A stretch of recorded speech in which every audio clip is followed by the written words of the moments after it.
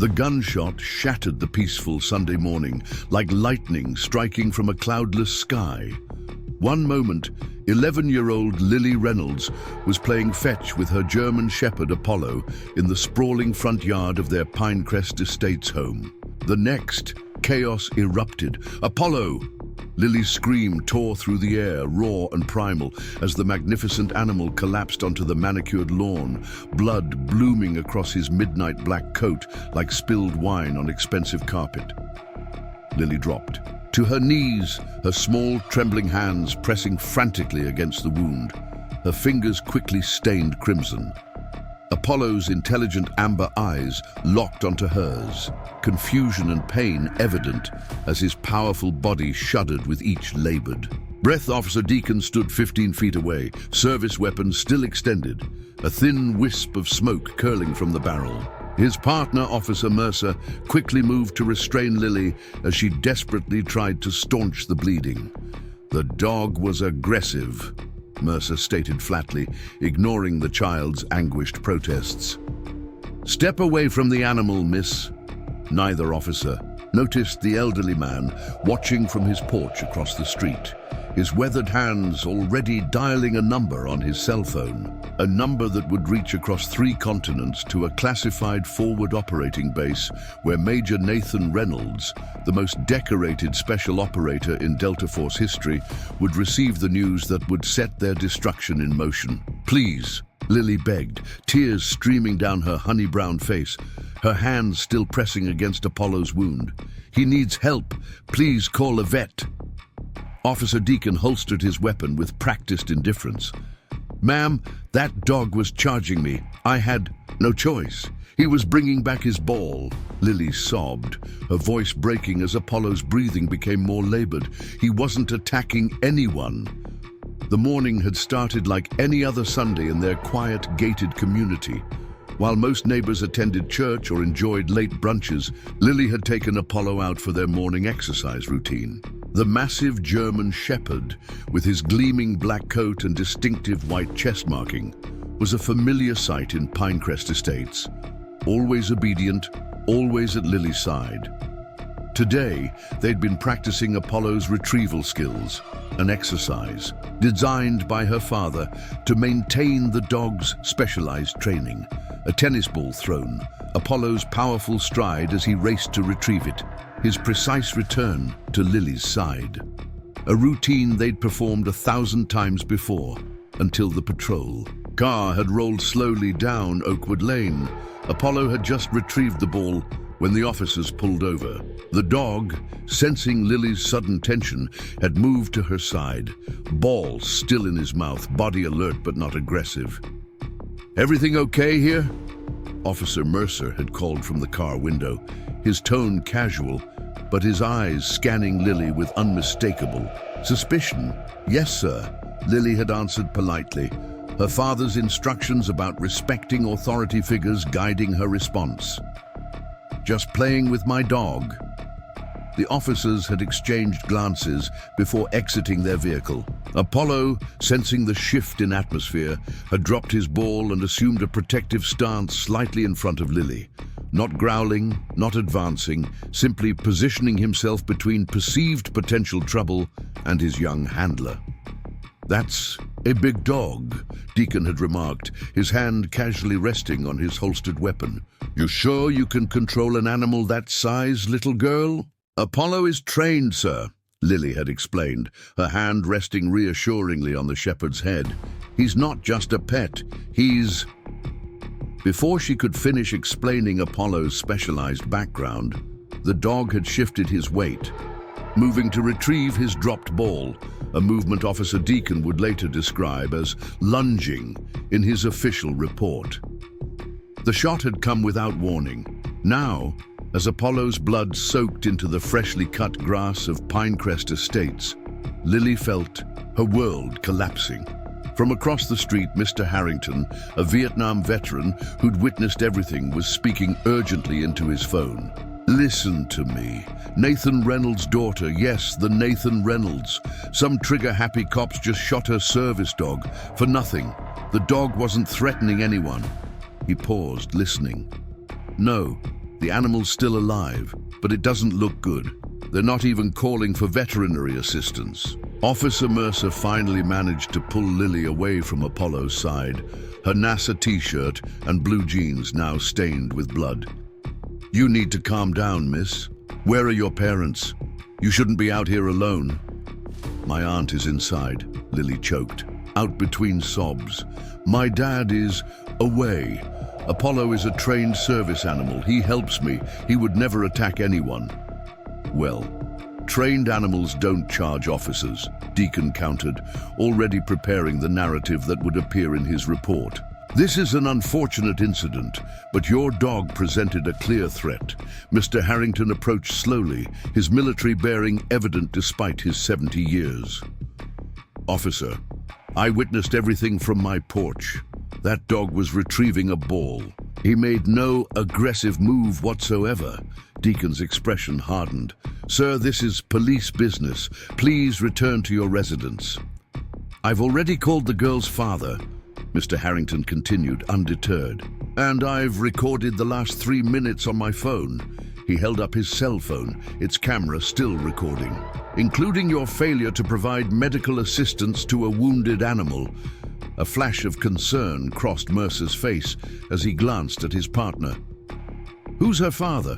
"Major Nathan Reynolds," Mr. Harrington replied, a grim satisfaction in his tone as recognition flickered in Mercer's eyes. 75th Ranger Regiment before joining Delta, currently deployed with the most elite counter-terrorism unit in the military. "And that," he pointed to Apollo, "is not just a pet. That's a specially trained multi-purpose service dog that costs more than you make in 3 years." More neighbors had begun to emerge from their homes, drawn by the commotion. Several had. Phones raised, recording the scene. Apollo's breathing had grown more labored, his once alert eyes now dulling as shock set in. "Please," Lily begged again, her young voice thick with desperation. "He's going to die. Please help him." 6,000 miles away, Major Nathan Reynolds sat in a secure communications room, the harsh fluorescent lighting casting deep shadows across his weathered face. At 41, he carried his elite military status like an invisible armor. The lines around his eyes had deepened over the past decade, each crease a silent testament to missions that would never appear in any official history book. The secure video call with his daughter had ended 20 minutes ago. Lily's animated description of her science project bringing a rare smile to his face. Now he reviewed intelligence reports for an upcoming operation, his mind methodically cataloging potential risks and contingencies. Around him, the forward operating base hummed with the controlled chaos typical of special operations planning. Major Reynolds, a communications specialist, appeared at the doorway, his expression carefully neutral. "Priority call for you, sir. Civilian line, authenticated through SOCOM protocols." Nathan's head snapped up, instantly alert. Only a handful of people had access to those protocols, and none would use them for trivial matters. "Patch it through." Moved to a private communications terminal, pressing his thumb against the biometric reader. The screen flickered to life, revealing a text transmission rather than video. "Apollo down. Police shooting. Lily safe but distraught. Medical assistance refused. Recording obtained. Recommend immediate comms with home."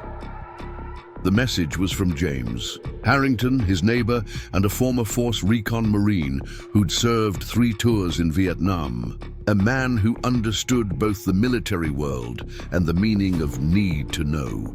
For a moment, Nathan sat perfectly still, only the slight whitening of his knuckles revealing the storm building inside him. Then he was moving with controlled precision, his voice steady as he addressed the communications specialist. "I need a secure line to my sister Catherine Reynolds immediately. Priority Alpha." As the specialist worked to establish the connection, Nathan's training took over, compartmentalizing the surge of emotions threatening his focus. Apollo wasn't just a pet. He was a specially trained multi-purpose service dog that had saved Nathan's life twice during his recovery from injuries sustained in Kandahar. More importantly, after Nathan's wife Elise had died from breast cancer 3 years ago, Apollo had become Lily's emotional lifeline, helping her navigate the crushing grief that had rendered her nearly mute for months. The dog had been trained to detect the early signs of Lily's panic attacks, a skill that had proven invaluable when Nathan's deployments required him to leave his daughter in his sister's care. The thought of Apollo being wounded, possibly dying, and his daughter witnessing it triggered a cold, calculated fury that Nathan channeled into immediate action. "Connection established, sir," the specialist announced, stepping back to provide privacy. Catherine's face appeared on the screen, her resemblance to Nathan's striking despite her more delicate features. Her usual composed expression was fractured. "With worry, how bad?" Nathan asked without preamble. "It's bad, Nate," Catherine replied, her voice low and controlled. "They shot Apollo in front of Lily. Mr. Harrington's recording shows Apollo was retrieving a ball, not threatening anyone. The officers are claiming he lunged at them. And Apollo? Emergency veterinary surgery. The bullet punctured his lung but missed his heart. The vet's prognosis is guarded but hopeful. It was touch and go until Harrington intervened and demanded, 'They allow emergency transport. And Lily?' Catherine's composure slipped slightly. "She's traumatized, Nate. She keeps saying it's her fault, that she should have had Apollo on a leash even though they were in our front yard. She hasn't spoken above a whisper since it happened." The pediatrician prescribed a mild sedative to help her sleep. Nathan absorbed this, his tactical mind already shifting through options. Who were the officers? Deacon and Mercer, Pinecrest PD. They've already filed their report claiming Apollo presented a threat.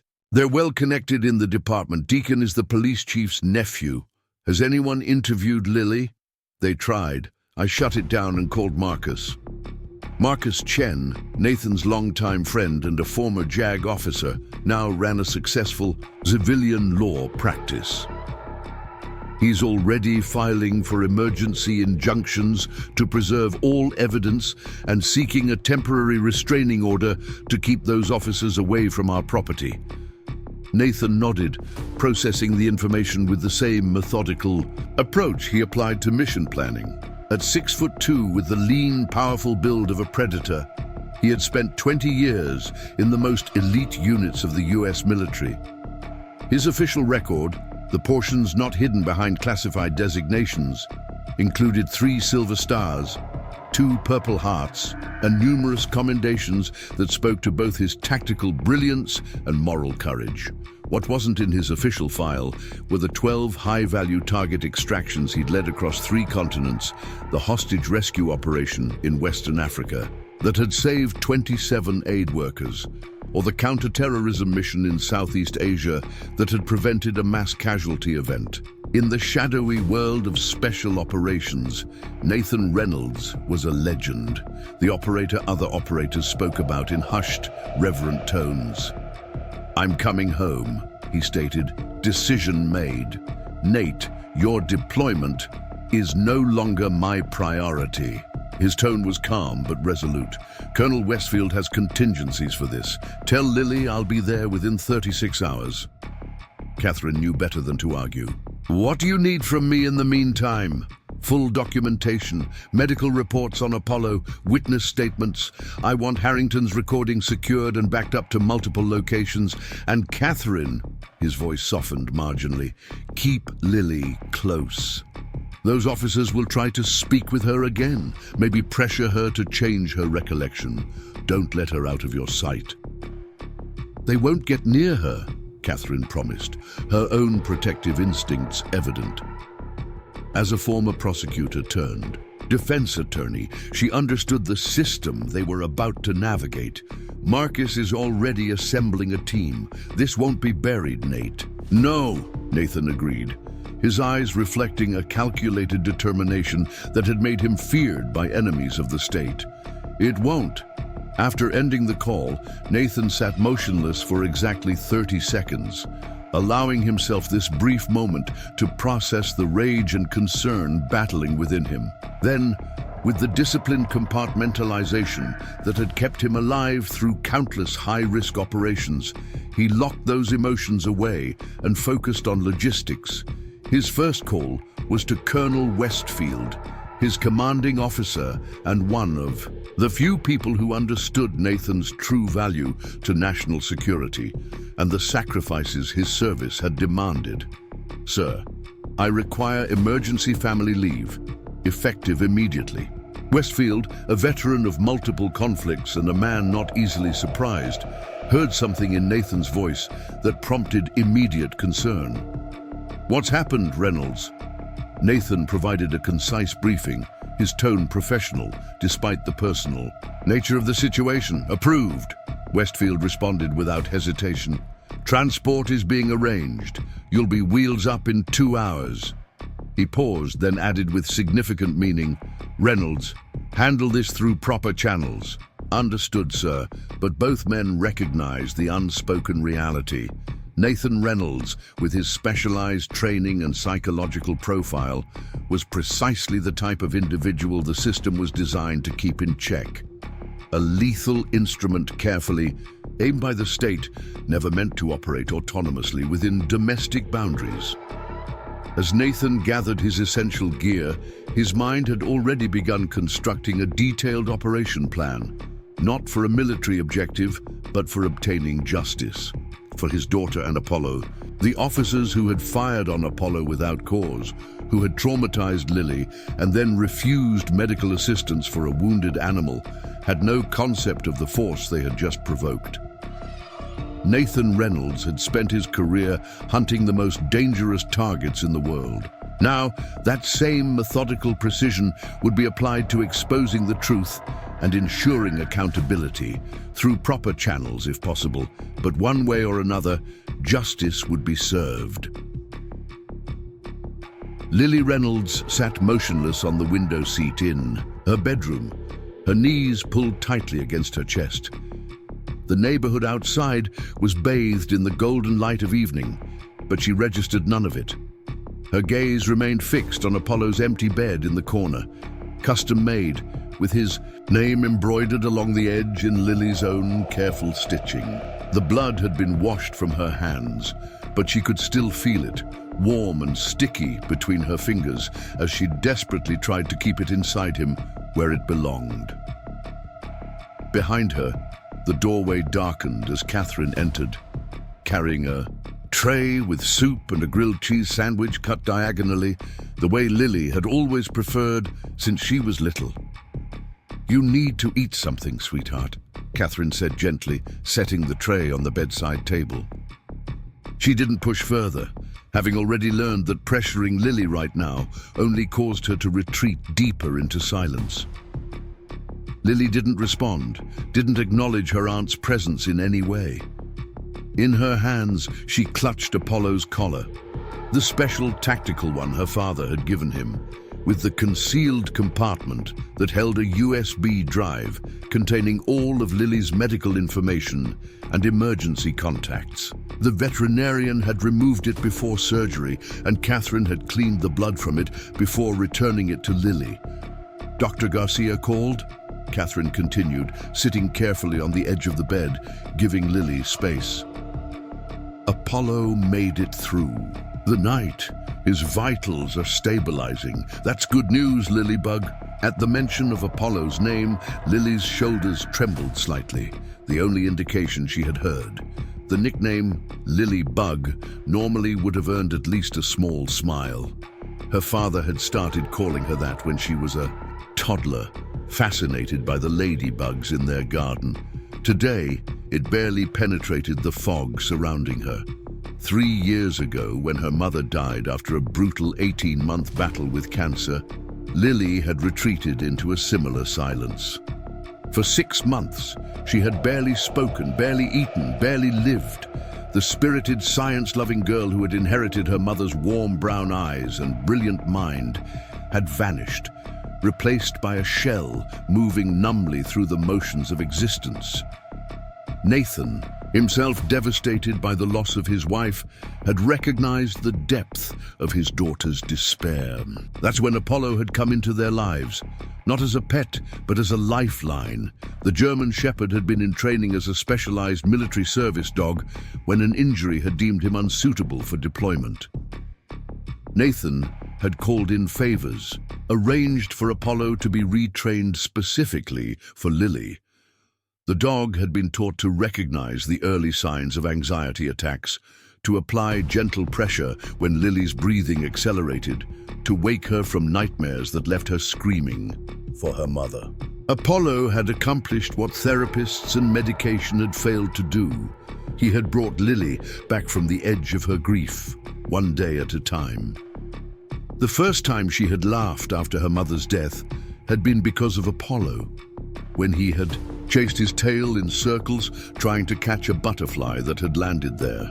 Her first full sentence had been to Apollo, explaining how stars were formed while the dog listened with attentive ears, perked forward, as if understanding every word. Now that fragile progress lay shattered on their front lawn, alongside spilled blood and the sudden realization that the world wasn't safe, even here in their gated community where Nathan had moved them specifically for its security. The officers have been placed on administrative leave, Catherine continued, knowing Lily needed information even if she couldn't respond to it. Mr. Harrington's video has already been viewed by the police chief. Your dad has been updated on everything. At the mention of her father, Lily finally spoke, her voice barely a whisper.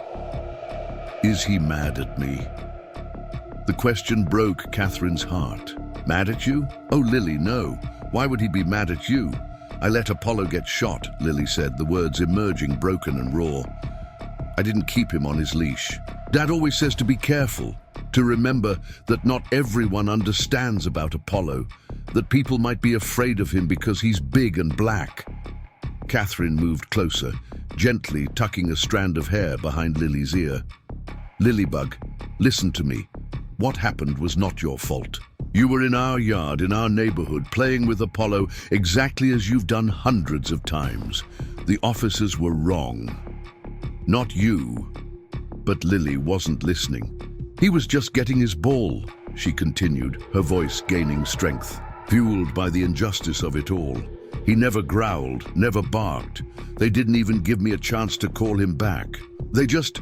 Her voice broke, fresh tears spilling. There was so much blood, Aunt Kathy. It wouldn't stop coming out of him, and they wouldn't help. They just stood there while Apollo was dying. Catherine gathered Lily into her arms, feeling the child's slight body tremble with grief and anger. At 11, Lily was small for her age. Another legacy of those months after her mother's death, when food had been forgotten, when surviving had taken all her energy. Apollo had changed that too, nudging her toward the table at mealtimes, sitting patiently until she finished what was on her plate before accepting his own food. I tried to stop the bleeding like Dad taught me, Lily whispered against Catherine's shoulder. I put pressure on it. I tried so hard. You did everything right, Catherine assured her. Mr. Harrington said you were so brave. Apollo is alive. Because of you. Because you kept him stable until help arrived. Lily pulled back slightly, her swollen eyes searching her aunt's face for truth. Really? Really, Catherine confirmed. The vet said those first few minutes were critical, and you did exactly what needed to be done.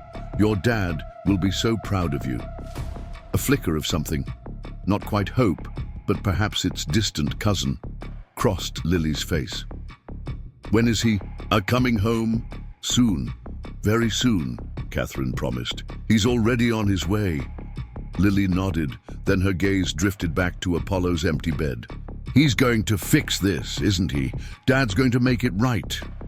There was such certainty in her voice, such absolute faith in her father's ability to correct this injustice, that Catherine hesitated. Nathan Reynolds had built his career on making impossible situations right. On executing missions others deemed suicidal with a precision that bordered on supernatural. But this, navigating the bureaucracy of a police department, challenging the protected status of law enforcement, this was a different kind of battle entirely. "Your dad will do everything he can," Catherine said carefully. Lily turned back to her, a strange calmness settling over her features. "No, you don't understand. Dad will fix this. Those police officers hurt Apollo on purpose. They lied about what happened. Dad doesn't let people hurt our family." The conviction in her voice sent a chill down Catherine's spine. During the 3 years since her sister-in-law's death, she had come to know Lily as a gentle soul, more interested in astronomy and physics than conflict of any kind. This new hardness in her voice was jarring, a reflection perhaps of the harsh lesson she had just been taught about the fallibility of those sworn to protect. "Lily, I need you to understand something," Catherine said, choosing her words carefully. "Your father is coming home to support you, to make sure Apollo gets the best care possible. And yes, to address what the officers did. But he'll do it the right way, through proper channels." "That's what he always says," Lily agreed. But there was something in her tone that suggested she understood more about her father's capabilities than Catherine had realized. "But Dad also says that proper channels depend on the mission parameters."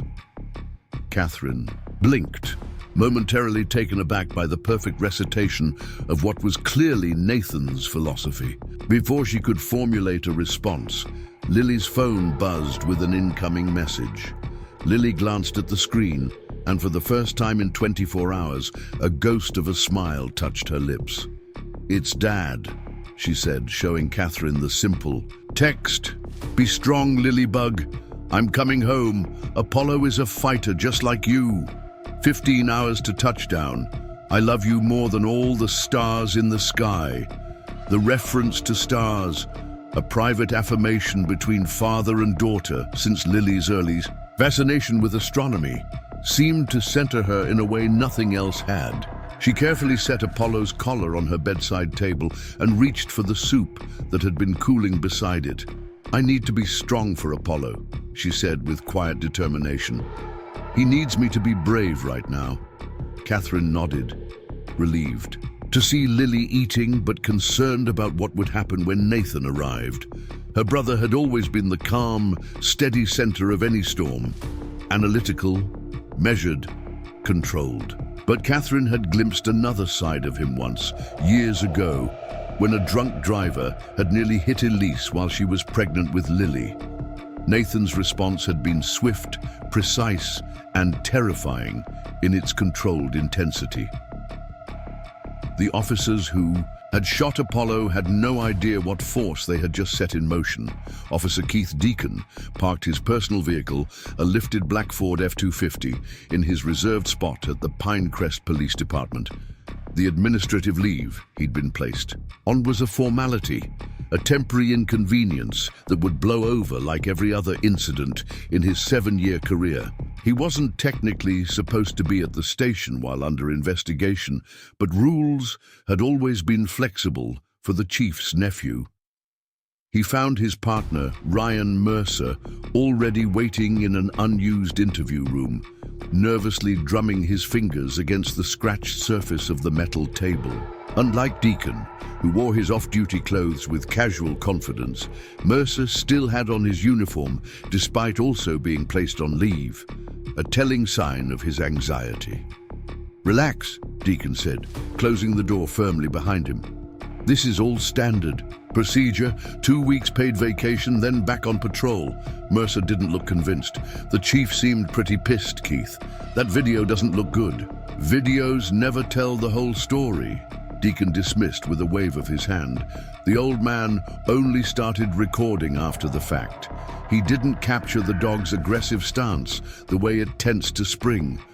Our report clearly states we perceived an imminent threat. He settled into the chair across from Mercer, his posture relaxed. Besides, it's a dog, not a person. The department won't waste resources on an extended investigation. The kid says it was a service animal, Mercer persisted. And her father is deployed halfway around the world, Deacon cut in. By the time he rotates back, this will be ancient history. The department will offer to cover the vet bills as a gesture of goodwill. And everyone moves on.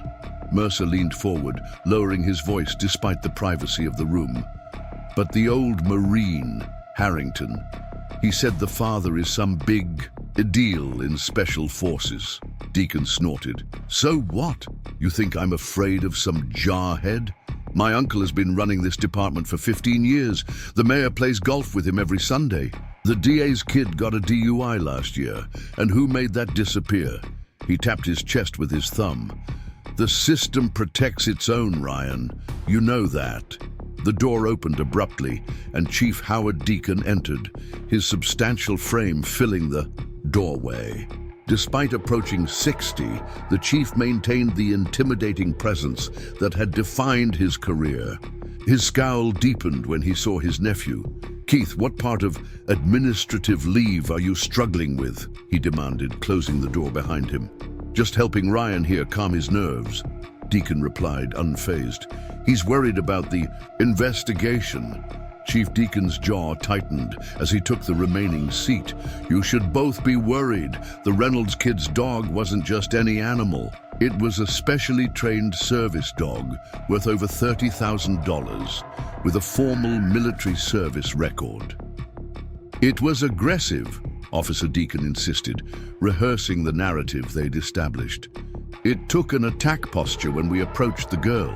"Save it," the chief snapped. "I've watched Harrington's video 3 times.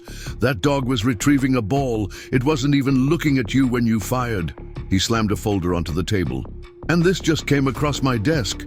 The dog's official certifications, including specific training in non-aggressive response protocols around law enforcement.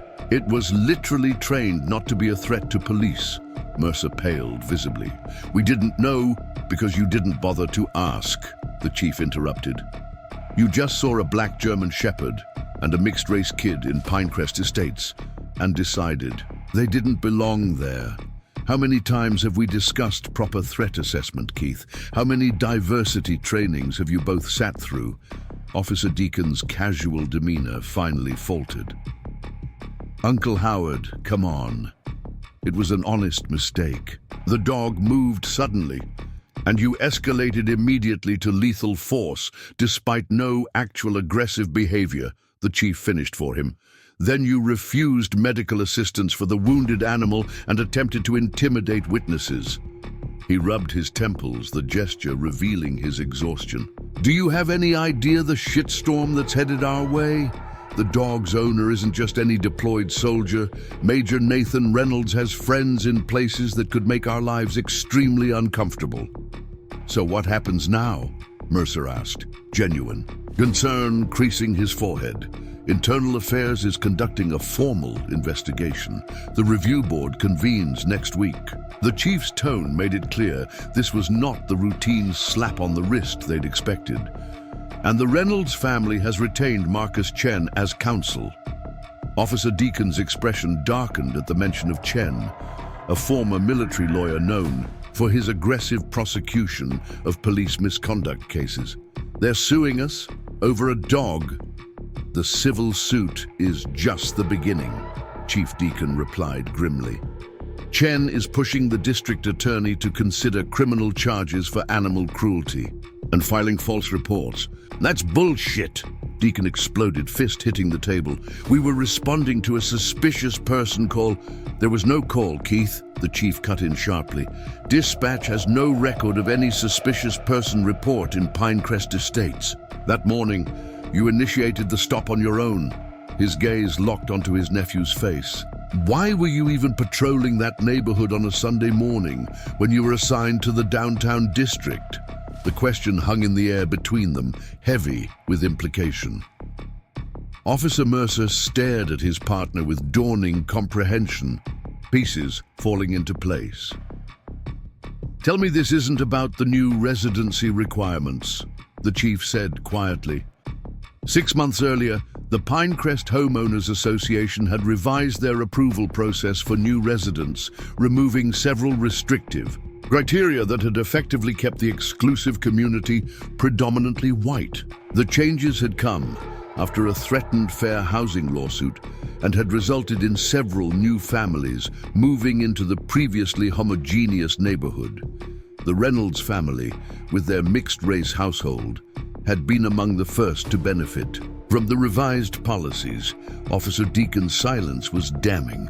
"Jesus Christ, Keith," the chief muttered, disgust evident in his voice. "Please tell me you're not running unofficial patrols for Preston Williams and his community preservation cronies." Preston Williams III, president of the Pinecrest Homeowners Association, had been vocally opposed to the residency requirement changes. His family had been among the community's founding members, and he had made no secret of his desire to maintain the neighborhood's traditional character. "Someone has to maintain standards," Deacon finally responded, chin jutting defiantly. "These new families don't understand how things work in Pinecrest. They need to learn to respect—" "Enough!" The chief cut him off, his voice deadly quiet.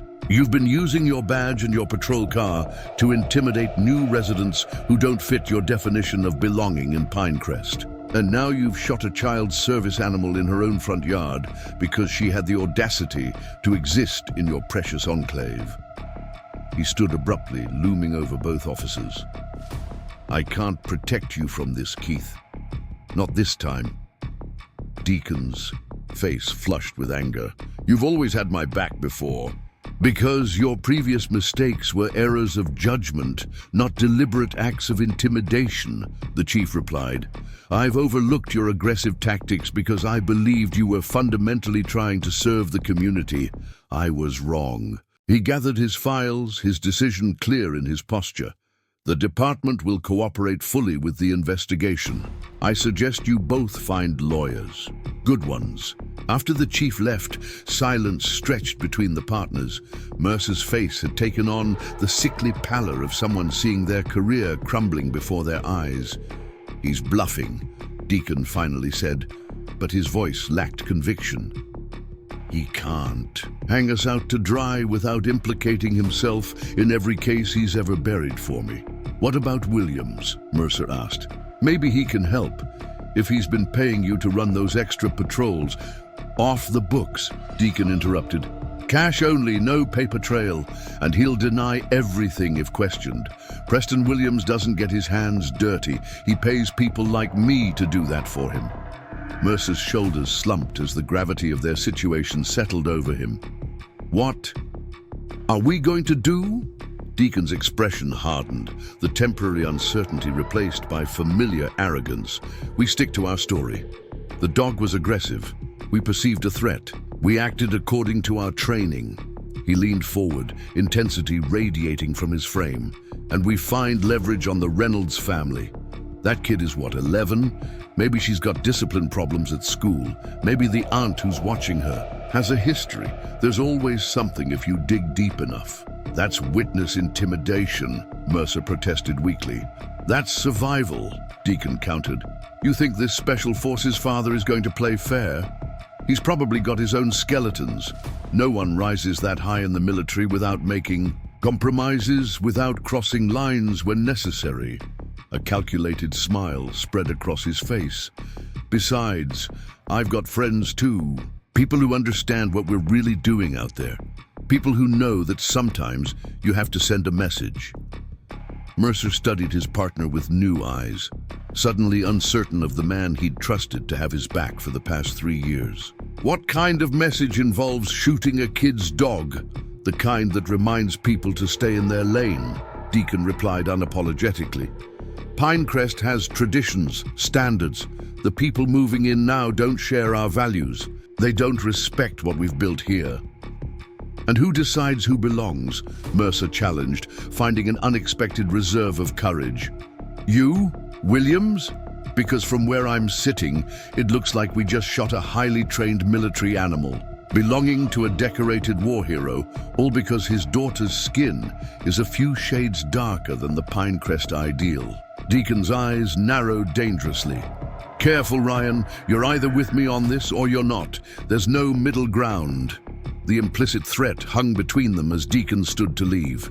At the door, he paused, turning back to his increasingly uncomfortable partner. "The Reynolds family doesn't know who they're dealing with," he stated with cold certainty. "Neither does my uncle. I've got connections they can't even imagine. This isn't over, not by a long shot." The wheels of the military transport touched, down at Andrews Air Force Base at precisely 06:07 hours. Nathan Reynolds was the first passenger to disembark, his go-bag slung over one shoulder, his movements efficient and purposeful. The acrid smell of jet fuel and rain-soaked tarmac greeted him. The unmistakable scent of home soil, a nondescript black sedan waited near the hangar, its driver standing at attention beside the vehicle. Captain David Mitchell, Nathan's former teammate from their Ranger days, extended his hand in greeting. "Welcome home, sir," Mitchell said, taking Nathan's bag and stowing it in the trunk. "Wish it were under better circumstances." "Appreciate you meeting me, Mitch," Nathan responded, his voice carrying the slight rasp of 30 hours without proper sleep. "Any updates?" Mitchell waited until they were both inside the vehicle before responding. "The dog is stable but critical. Veterinary surgeons successfully repaired the damage to his lung, but there's concern about infection. The girl is physically unharmed, but showing signs of acute stress response." Nathan nodded, having expected as much. "And the officers?" "Administrative. Leave pending investigation." Chief Howard Deacon issued a statement yesterday expressing deep concern over the incident and promising a thorough review of protocols. Mitchell's tone conveyed his skepticism about such promises. "Marcus Chen has been building the case. He's waiting for us at your sister's place." The rain intensified as they navigated the morning traffic, fat droplets hammering against the windshield in a steady rhythm.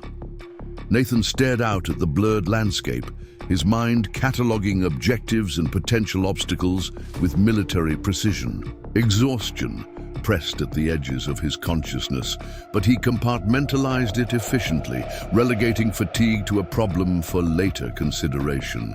"There's something else you should know," Mitchell said after several minutes of silence. "Officer Keith Deacon isn't just any cop.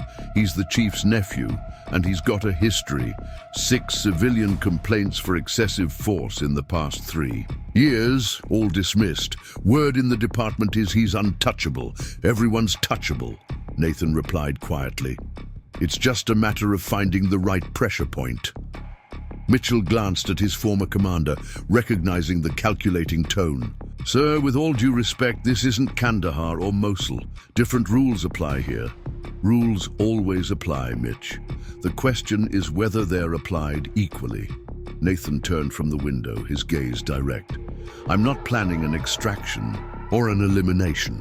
I'm seeking accountability through legitimate channels. My daughter and her dog deserve that much." Mitchell nodded, apparently satisfied with the response, though something in Nathan's measured tone suggested layers of contingency planning that remained unspoken. The sedan turned into Pinecrest Estates at 0745, passing through gates that had been designed to convey security and exclusivity. Nathan noted the security cameras, the patrol checkpoint, the carefully maintained facades of wealth and separation from the outside world. In Afghanistan, they had called such compounds green zones, the illusion of safety in the midst of conflict. Catherine's house, technically Nathan's house, purchased after Elise's death when he'd relocated his family closer to his sister, sat at the end of a cul-de-sac, its colonial architecture blending seamlessly with neighboring properties. Only the discreet ramp at the side entrance hinted at modifications made for Elise during her final months, when cancer had stolen her mobility, along with everything else. Nathan spotted Marcus Chen's Audi in the driveway, along with 2 unfamiliar Vehicles, likely additional members of the legal team Chen had assembled. Before Mitchell had fully stopped the car, the front door opened and Lily burst out into the rain, heedless of the downpour soaking her pajamas. Nathan was out of the vehicle in an instant, catching his daughter as she launched herself into his arms. He lifted her easily, one hand cradling the back of her head as she buried her face against his neck, her body shaking with silent sobs. "I've got you, Lilybug," he murmured, sheltering her from the rain as best he could as he carried her toward the house. "I'm here now." Catherine stood in the doorway, relief evident in her features as she watched her brother cradle his daughter with the gentle care that always seemed at odds with his lethal capabilities. Behind her, Marcus Chen waited in the foyer, a stack of folders tucked under one arm. Inside, Nathan settled on the living room sofa, with Lily still clinging to him, unwilling to break contact after nearly 2 months of separation compounded by recent trauma. Catherine quietly provided a blanket, which Nathan draped around his daughter's shoulders. "Apollo's alive," Lily whispered, finally lifting her head to meet her father's gaze. "But he's really hurt, Daddy. They wouldn't help him. They just watched him bleeding." Nathan brushed moisture from her cheeks, unsure if it was rain or tears. "I know, sweetheart. We're going to make sure he gets the best care possible." "I'm sorry I didn't keep him on his leash," Lily continued, her voice barely audible. "I didn't think—" "Listen to me," Nathan interrupted gently but firmly.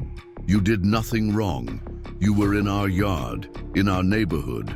Apollo was doing exactly what he's trained to do, playing with you, keeping you company."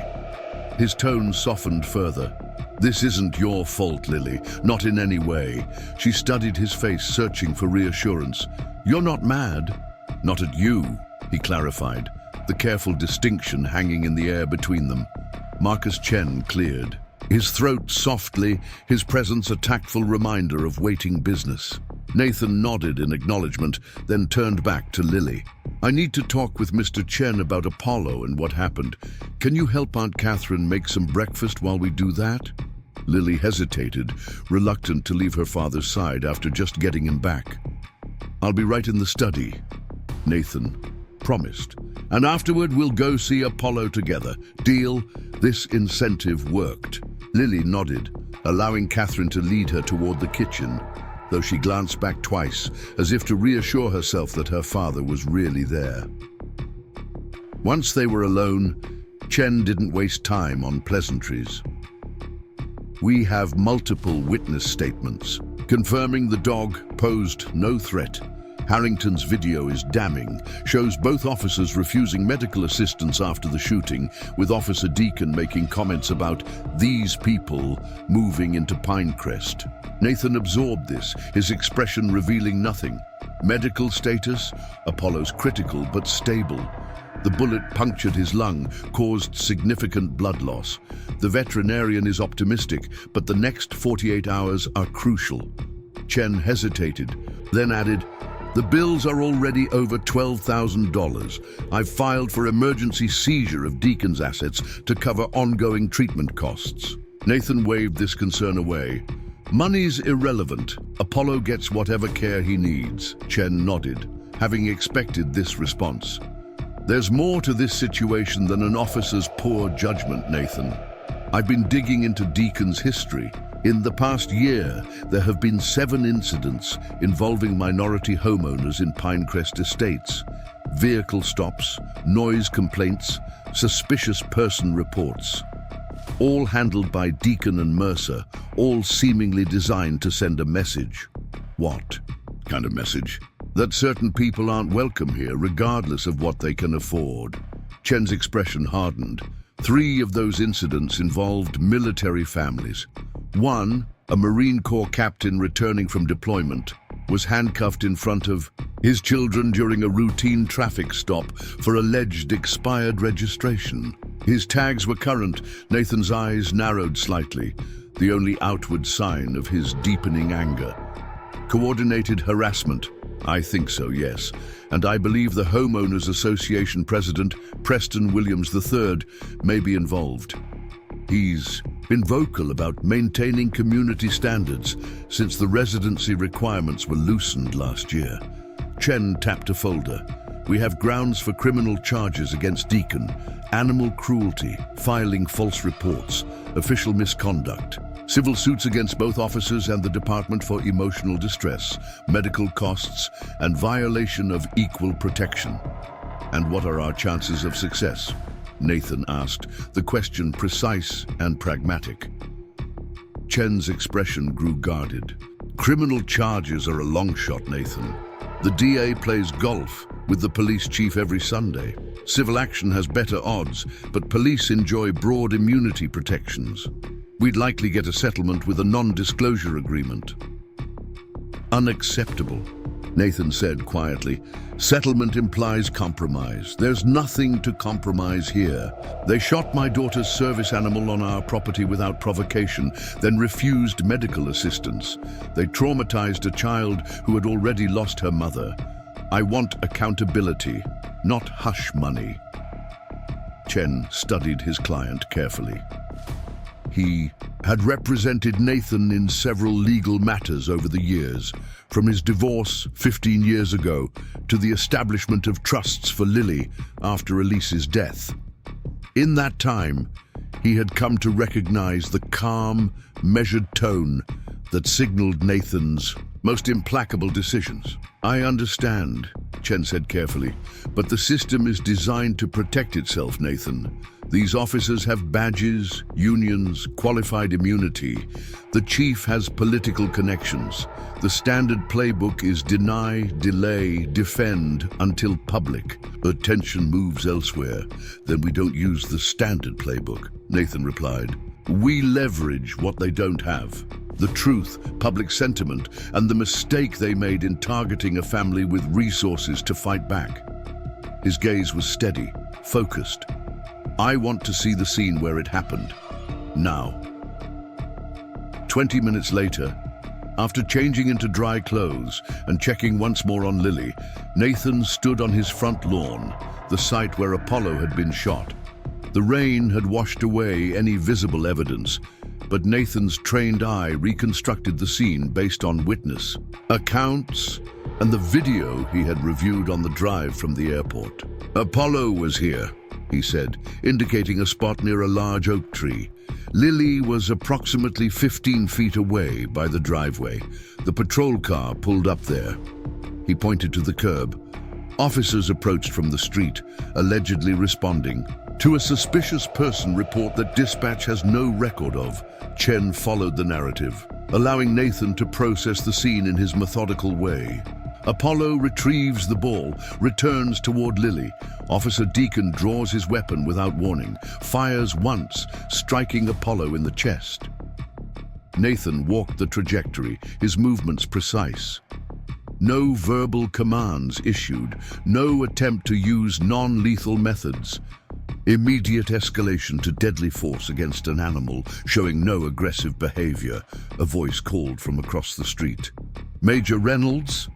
They turned to see James Harrington approaching, his military bearing evident despite his 70 years. Nathan extended his hand to the Vietnam veteran. Mr. Harrington, thank you for what you did for Apollo and Lily. Harrington's handshake was firm, his gaze direct. Wasn't enough, should have intervened sooner. Recognized what was happening, but didn't move quickly enough. You called for help, documented the incident, stood up to the officers, Nathan countered. Apollo is alive because of you. Harrington nodded once, accepting this without false modesty.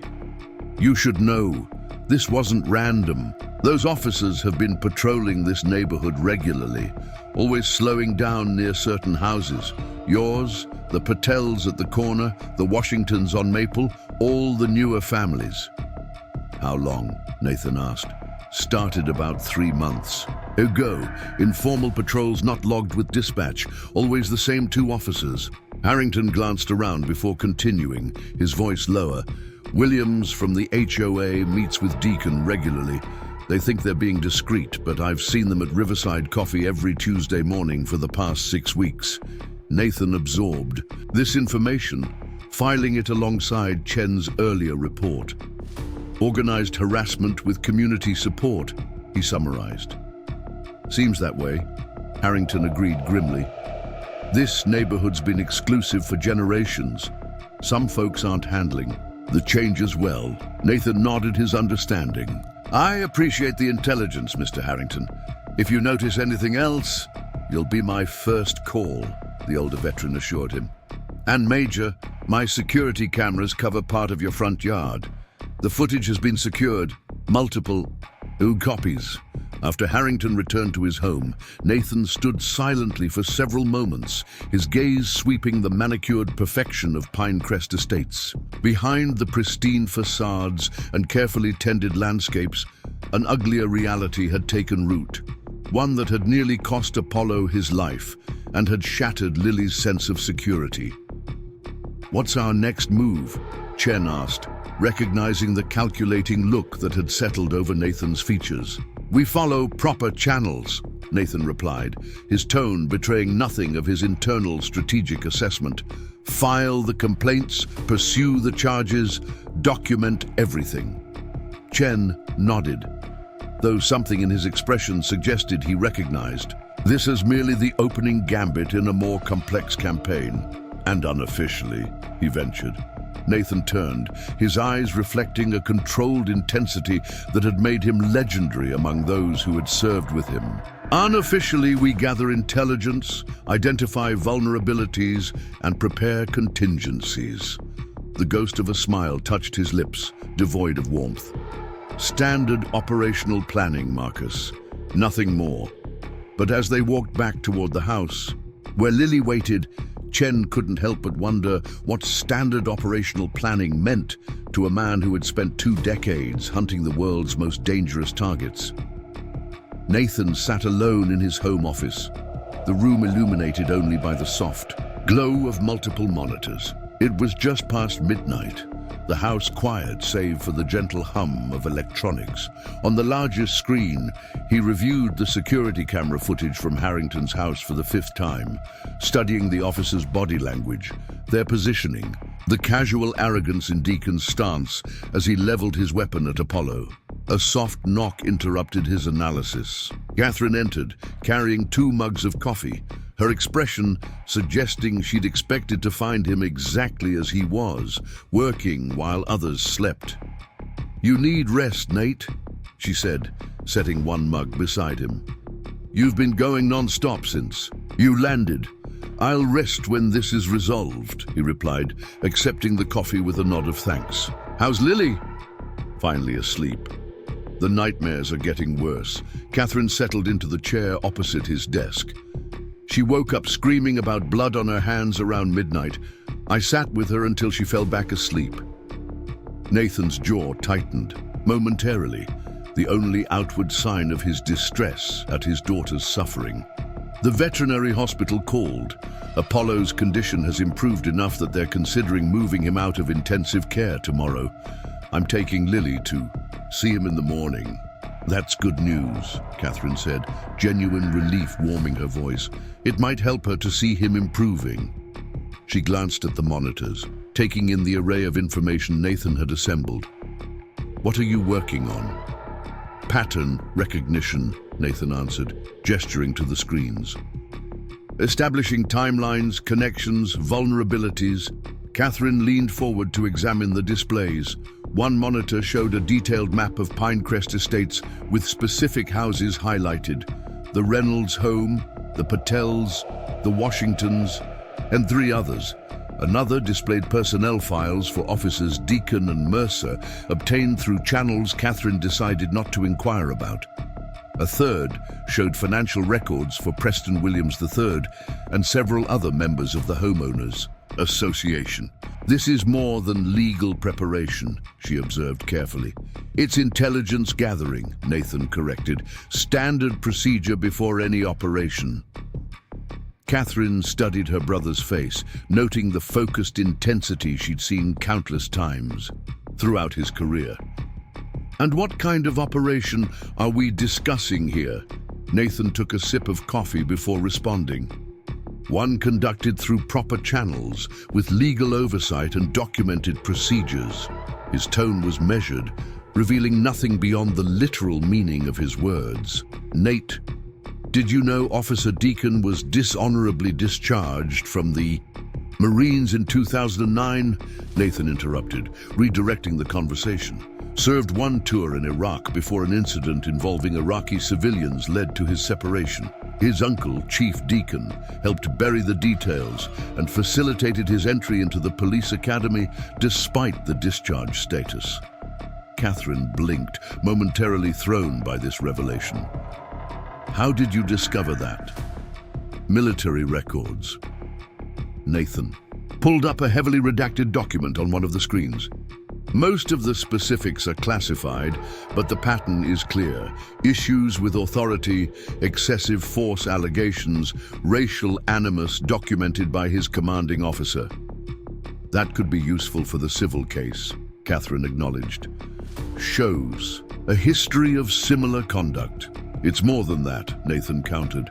"It establishes a lifelong pattern of behavior protected by systemic connections. The uncle shields the nephew. The police department protects its own. The homeowners association provides civilian support for unofficial enforcement activities." He pointed to another screen showing financial transactions. "Williams has been making regular cash withdrawals coinciding with meetings with Deacon, $500 every Tuesday for the past 6 months." Catherine's attorney instincts immediately recognized the implications. "You're suggesting Williams has been paying Deacon for unofficial patrols targeting specific homeowners." "Not suggesting. Confirming." Nathan pulled up another document. A list of dates and addresses. "These are all documented police interactions in Pinecrest Estates over the past 6 months. Notice anything?" Catherine scanned the list, her analytical mind quickly identifying the pattern. "They're all homes purchased after the residency requirement changes, and all homeowners of color." Her expression hardened. "Coordinated harassment." "Precisely. Not random bigotry or isolated incidents, but an organized campaign to make certain residents feel unwelcome, to encourage them to leave voluntarily." Nathan's voice remained calm, but Catherine could sense the controlled anger beneath his clinical assessment. "Apollo wasn't shot because Deacon felt threatened by a dog. He was shot to send a message.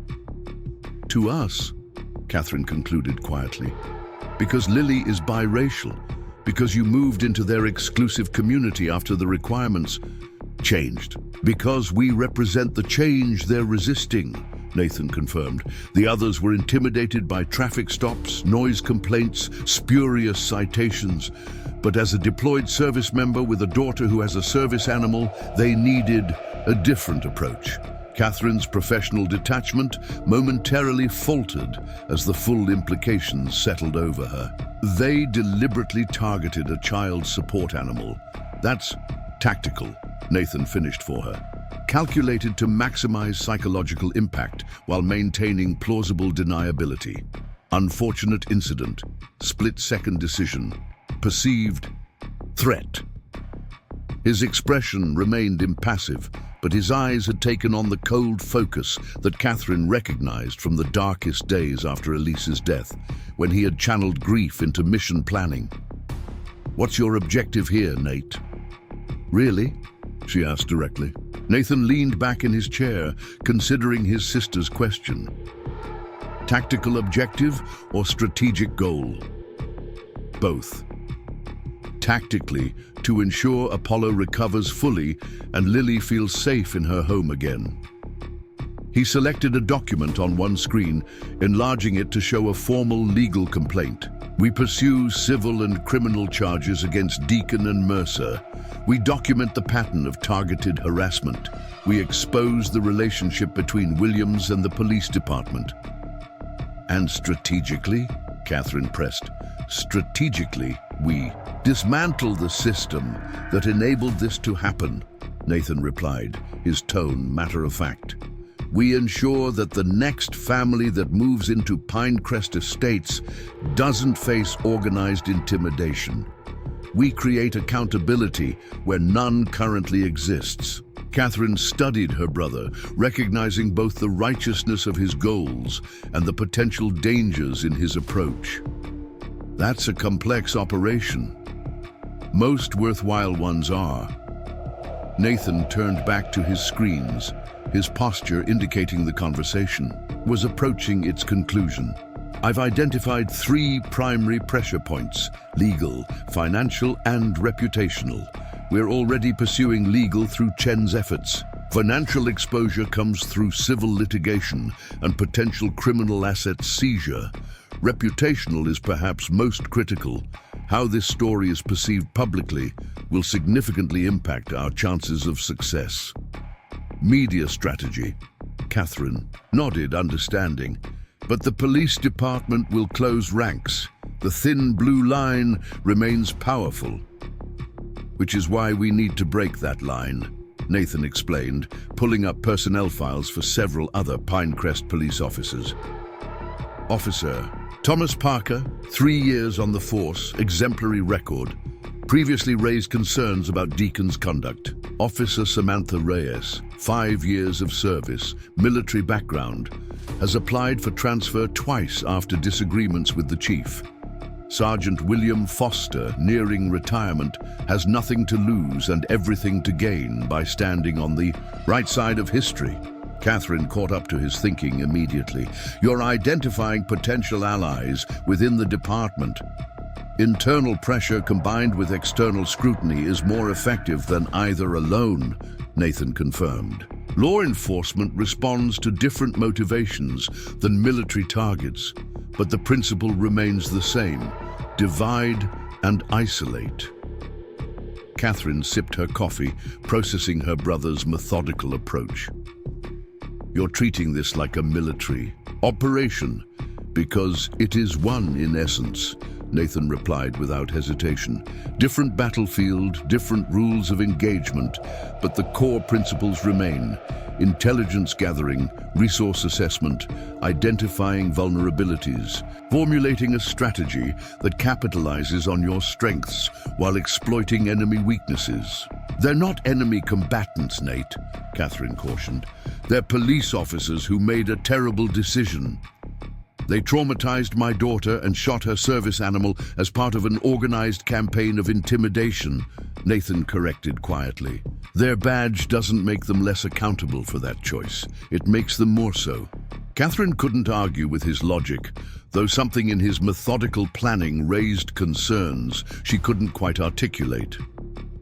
Nathan had always been deliberate, strategic. It was what had made him so effective in his military career. But she had never been directly involved in his professional world before, had never witnessed his operational planning from the inside. What do you need from me? She finally asked, accepting that her brother would proceed with or without her. Support, legal expertise, local knowledge and honesty, Nathan replied immediately. You'll tell me if I'm crossing lines that shouldn't be crossed. You know where the boundaries are in this environment better than I do. The acknowledgement of potential constraints reassured her somewhat. Nathan might be approaching this with military precision, but he recognized the need for civilian guardrails. There's something else you should know, she said after a moment's consideration. I've been monitoring social media and local community forums. Williams and several HOA members have been subtly controlling the narrative, framing Apollo as a dangerous animal and suggesting that our family received special treatment in the residency approval process. Nathan nodded, unsurprised. Shaping the information environment, standard counterinsurgency tactic, control the narrative, influence public perception. The difference is, they're doing it in plain sight, using community Facebook groups and neighborhood meetings.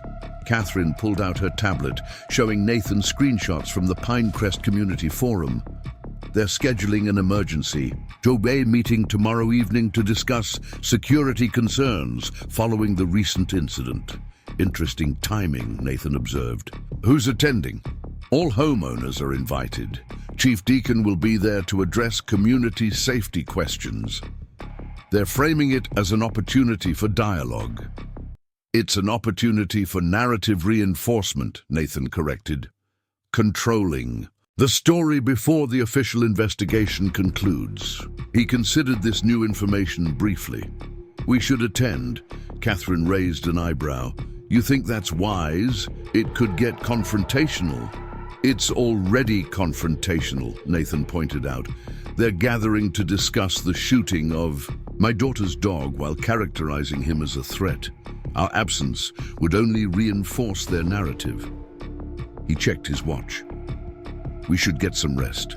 Tomorrow we'll be busy. Visit Apollo in the morning. Prepare for the HOA meeting. And I have an appointment with Officer Parker at noon. Officer Parker. How did you arrange that? Nathan's expression revealed nothing. He reached out through Harrington. Apparently he has information he thinks I should know. Information he's not comfortable sharing with internal affairs. That could be significant, Catherine acknowledged. Or it could be a trap. Nathan's smile was slight, but genuine. I've walked into more dangerous situations, Jazz.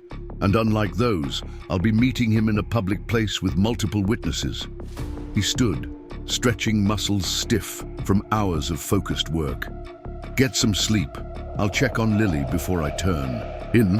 As Catherine left, Nathan turned back to his monitors one last time. On the center screen was a photo of Lily and Apollo, taken just 2 weeks before his deployment.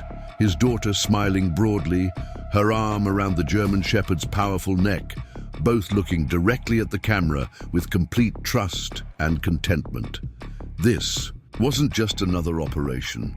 This was about protecting what mattered most: his family, his daughter's well-being, the home they had built after unimaginable loss. He would use every skill, every connection, every lesson learned from 2 decades of special operations to ensure justice was served. But unlike his classified missions abroad, this campaign would be conducted in the light, through legitimate channels, with proper documentation of every step. The system that had allowed Apollo to be shot and had traumatized Lily would be made to function as it should, delivering accountability rather than protection for those who abused their authority.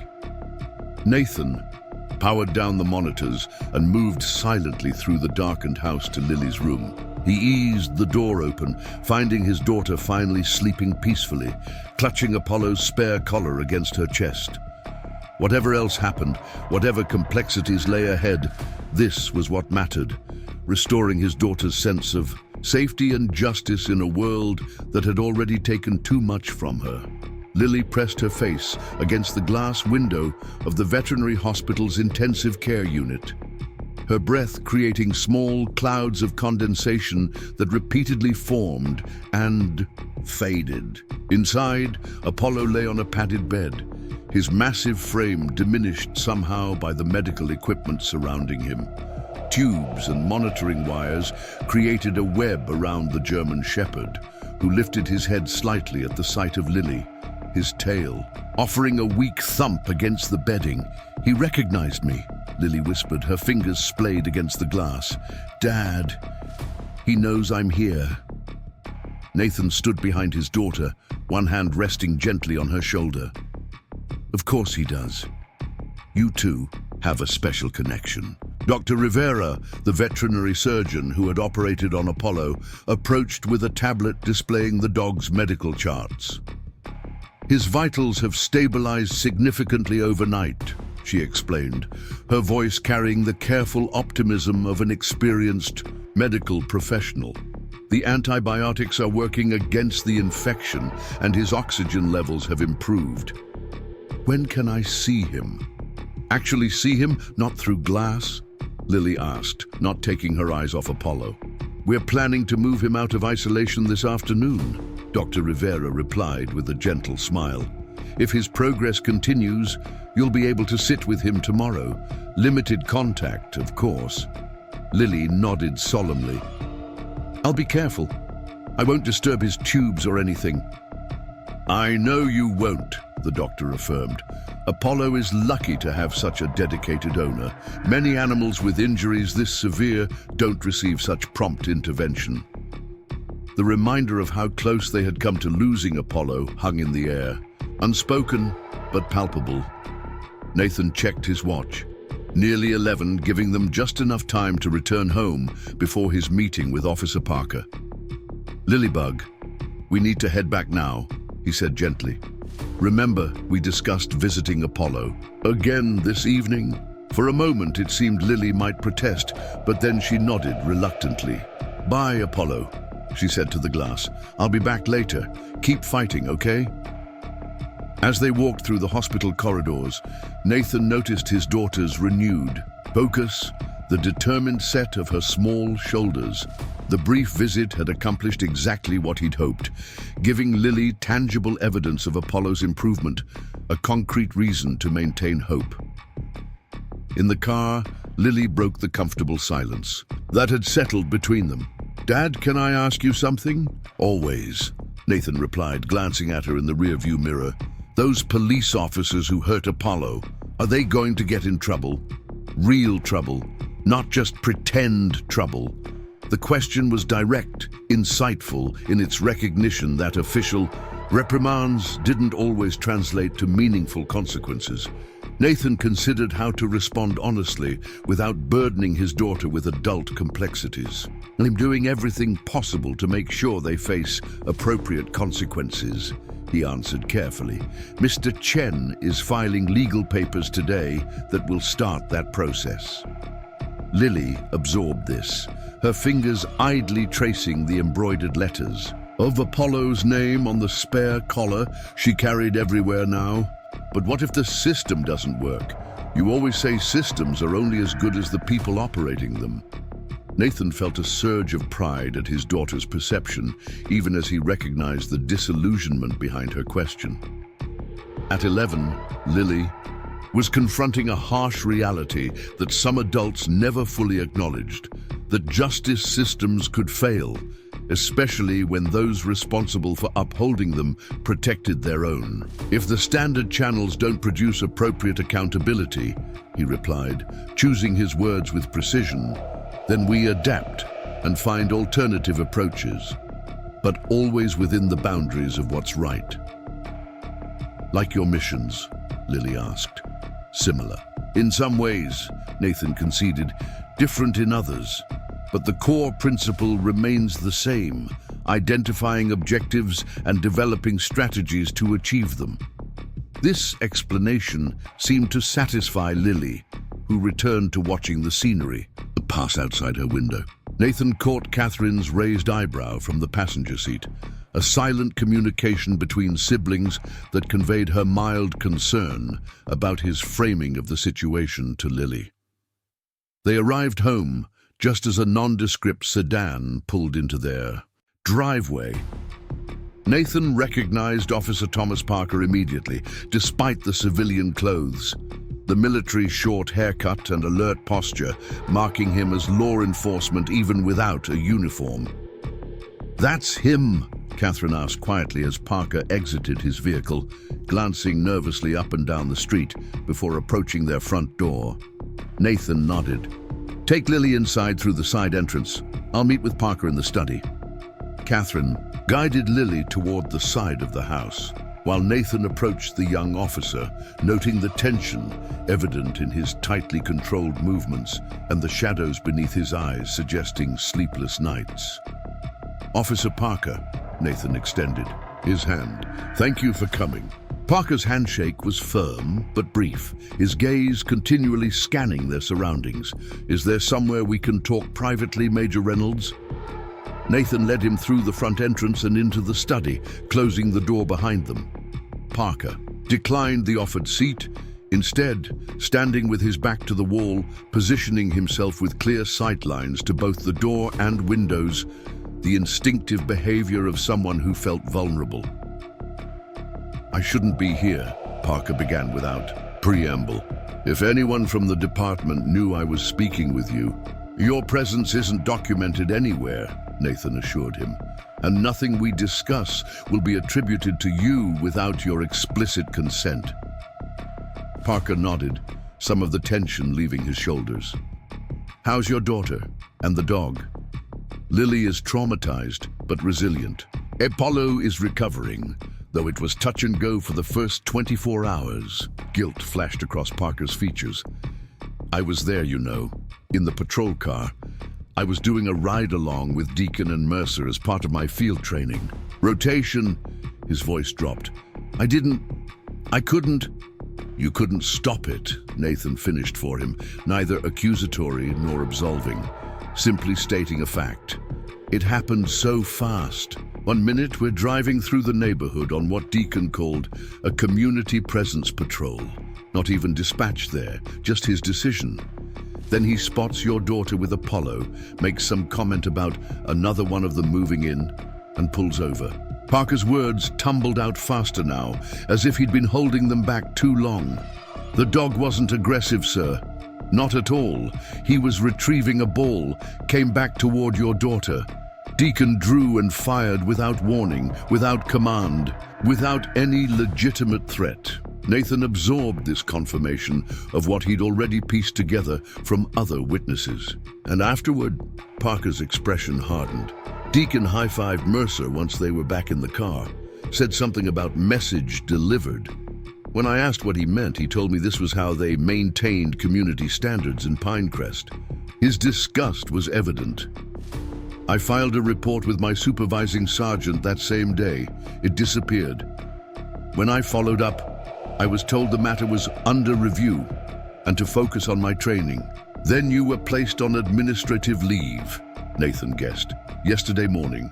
No explanation, no timeline for return. Just told to turn in my badge and gun pending an internal matter." Parker's frustration was palpable. "They're burying this, sir. The department, the HOA, they're all connected. Deacon's uncle runs the police force, and Preston Williams from the HOA might as well have a badge himself for all the influence he wields." Nathan had expected as much, but hearing direct confirmation from inside the department still ignited a cold anger he carefully contained. "What else should I know, Officer Parker?" Parker hesitated, then seemed to make a decision. He pulled a small flash drive from his pocket and placed it on the desk between them. "Dash cam footage from that day. The official record shows it malfunctioned, but I downloaded a copy before the technical team could repair the equipment." He swallowed hard. "It shows everything. The stop, the shooting, and the conversation afterward, including Deacon's comments about another successful community preservation operation." Nathan made no move to touch the drive, instead studying Parker carefully. "Why are you doing this? You're risking your career." "Because this isn't what I signed up for," Parker replied without hesitation. "I became a police officer to protect people, not to help territorial bullies run unofficial patrols targeting specific homeowners based on their race." His jaw tightened. "My father was military too, sir. Army, 2 tours in Iraq. He raised me to believe that integrity matters more than career advancement, that standing by while others abuse their authority makes you complicit in that abuse." Nathan nodded, recognizing the moral courage it took for a rookie officer to stand against the culture of his department. "The footage will help, but testimony from an officer present during the incident would be even more powerful." "I know," Parker acknowledged grimly, "and I'll testify if it comes to that, but you should know, they're not just going to accept this challenge. There's already talk about building a counter-narrative." "What kind of counter-narrative?" Parker's expression grew cautious. "They're digging into your background, Major, looking for anything they can use to discredit you or justify their actions. Deacon has connections with some private security firm, run by ex-military contractors. They're pulling strings to access parts of your service record." Nathan's expression remained impassive, though internally he calculated the implications of this development. "Let them look. My record speaks for itself." "Sir, with respect, that's part of what they're counting on," Parker countered. "Deacon's been telling anyone who'll listen that your Black Ops background makes you potentially unstable, prone to exaggeration, maybe even dangerous. He's trying to paint Apollo as a trained attack dog and himself as protecting the community from a threat. A narrative designed to justify excessive force while simultaneously undermining my credibility, Nathan summarized. Standard counterintelligence tactic. There's more, Parker added, lowering his voice further despite their privacy. There's talk about getting child protective services involved, suggesting that Lily isn't being properly supervised while you're deployed, that the dog was inadequately controlled, that your sister is an unfit guardian. This revelation caused the first visible reaction from Nathan, a momentary tightening around his eyes that would have been imperceptible to most observers, but registered clearly to Parker's trained attention. That would be inadvisable, Nathan stated, his tone so controlled it seemed almost mechanical. Parker nodded, understanding the controlled fury behind those measured words. I thought you should know what you're facing. This isn't just about a police shooting anymore. It's about protecting a system that benefits certain people at the expense of others. The room fell silent as Nathan processed this intelligence, mentally reconfiguring his approach in light of this escalation. When he spoke again, his voice carried the quiet authority that had commanded elite soldiers in the world's most dangerous environments. Officer Parker, I appreciate the risk you've taken in sharing this information. I'll ensure it's used effectively while protecting your position as much as possible. Parker straightened slightly, responding instinctively to the command presence. Nathan projected, "What's your next move, sir?" Continued pursuit through proper channels, documentation, legal filings, media strategy if necessary. Nathan's response revealed nothing of the additional contingency planning already underway in his mind. The HOA meeting tonight will be particularly informative. You're going? Parker seemed surprised. Sir, that's walking into hostile territory. Williams has been rallying neighbors for days, framing this as a community safety issue. Sometimes you need to see your adversary's operations firsthand, Nathan replied simply. Assessment before action. Their conversation concluded shortly thereafter, with Parker departing as cautiously as he had arrived. Nathan secured the flash drive in his safe before joining Catherine and Lily in the kitchen, where his sister was preparing lunch while Lily worked on science homework at the counter. Productive? Catherine asked quietly when Lily's attention was focused on her textbook. Very, Nathan confirmed. Parker confirmed our understanding of events and provided additional evidence. He also shared intelligence about their counter-strategy. Catherine's expression grew concerned. Which is multi-pronged, Nathan explained in a murmur. Discrediting me based on my military background, suggesting potential instability, recasting Apollo as threatening, and potentially involving CPS to investigate Lily's care arrangement during my deployments. Catherine's eyes flashed with indignation. That's outrageous. I have full legal guardianship documentation when you're deployed. Everything is properly filed. It's not about legitimate concerns, Nathan reminded her. It's about applying pressure, creating distraction, forcing defensive posture, rather than allowing us to maintain initiative. Before Catherine could respond, Nathan's phone buzzed with an incoming message. He checked it, his expression revealing nothing as he read. What is it? Catherine prompted. Marcus Chen. The department has officially declined to pursue criminal charges against Deacon or Mercer. Insufficient evidence of criminal intent or negligence in the discharge of duties. His tone remained even, betraying none of the anger such a predictable but disappointing development might warrant. Catherine exhaled slowly. That was fast, too fast for a proper investigation. As expected, Nathan replied, but it narrows our focus for tonight's meeting. Lily looked up from her homework, watching this exchange with the careful attention of a child who had learned early that adult conversations often contained important information about her future. What meeting? Nathan turned to his daughter, considering how much to share. The Homeowners Association has called a meeting to discuss what happened to Apollo. We're going to attend. Can I come too? Lily asked immediately. Nathan and Catherine exchanged a glance, silently weighing the potential benefits against possible harm. Nathan had initially planned to shield Lily from the confrontation, but he recognized the importance of agency in healing from trauma. If you want to, he said finally. But it might be uncomfortable. Some people may say things about Apollo that aren't true. Lily's expression hardened with a determination that reminded Nathan painfully of her mother. I should be there. Apollo can't speak for himself. I need to tell them what really happened. Nathan studied his daughter, seeing beyond the external, fragility to the core of resilience that had helped her survive her mother's death. All right, he agreed, but we establish parameters first. If at any point I indicate you should leave with Aunt Catherine, no arguments. Deal? Deal, Lily agreed, solemnly.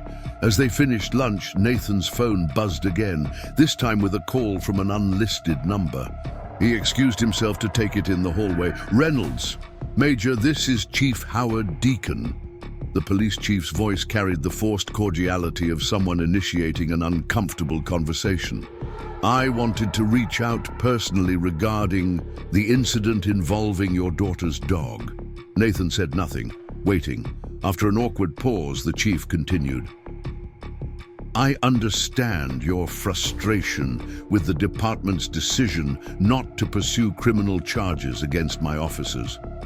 However, I want to assure you that administrative review is ongoing and appropriate disciplinary measures will be considered.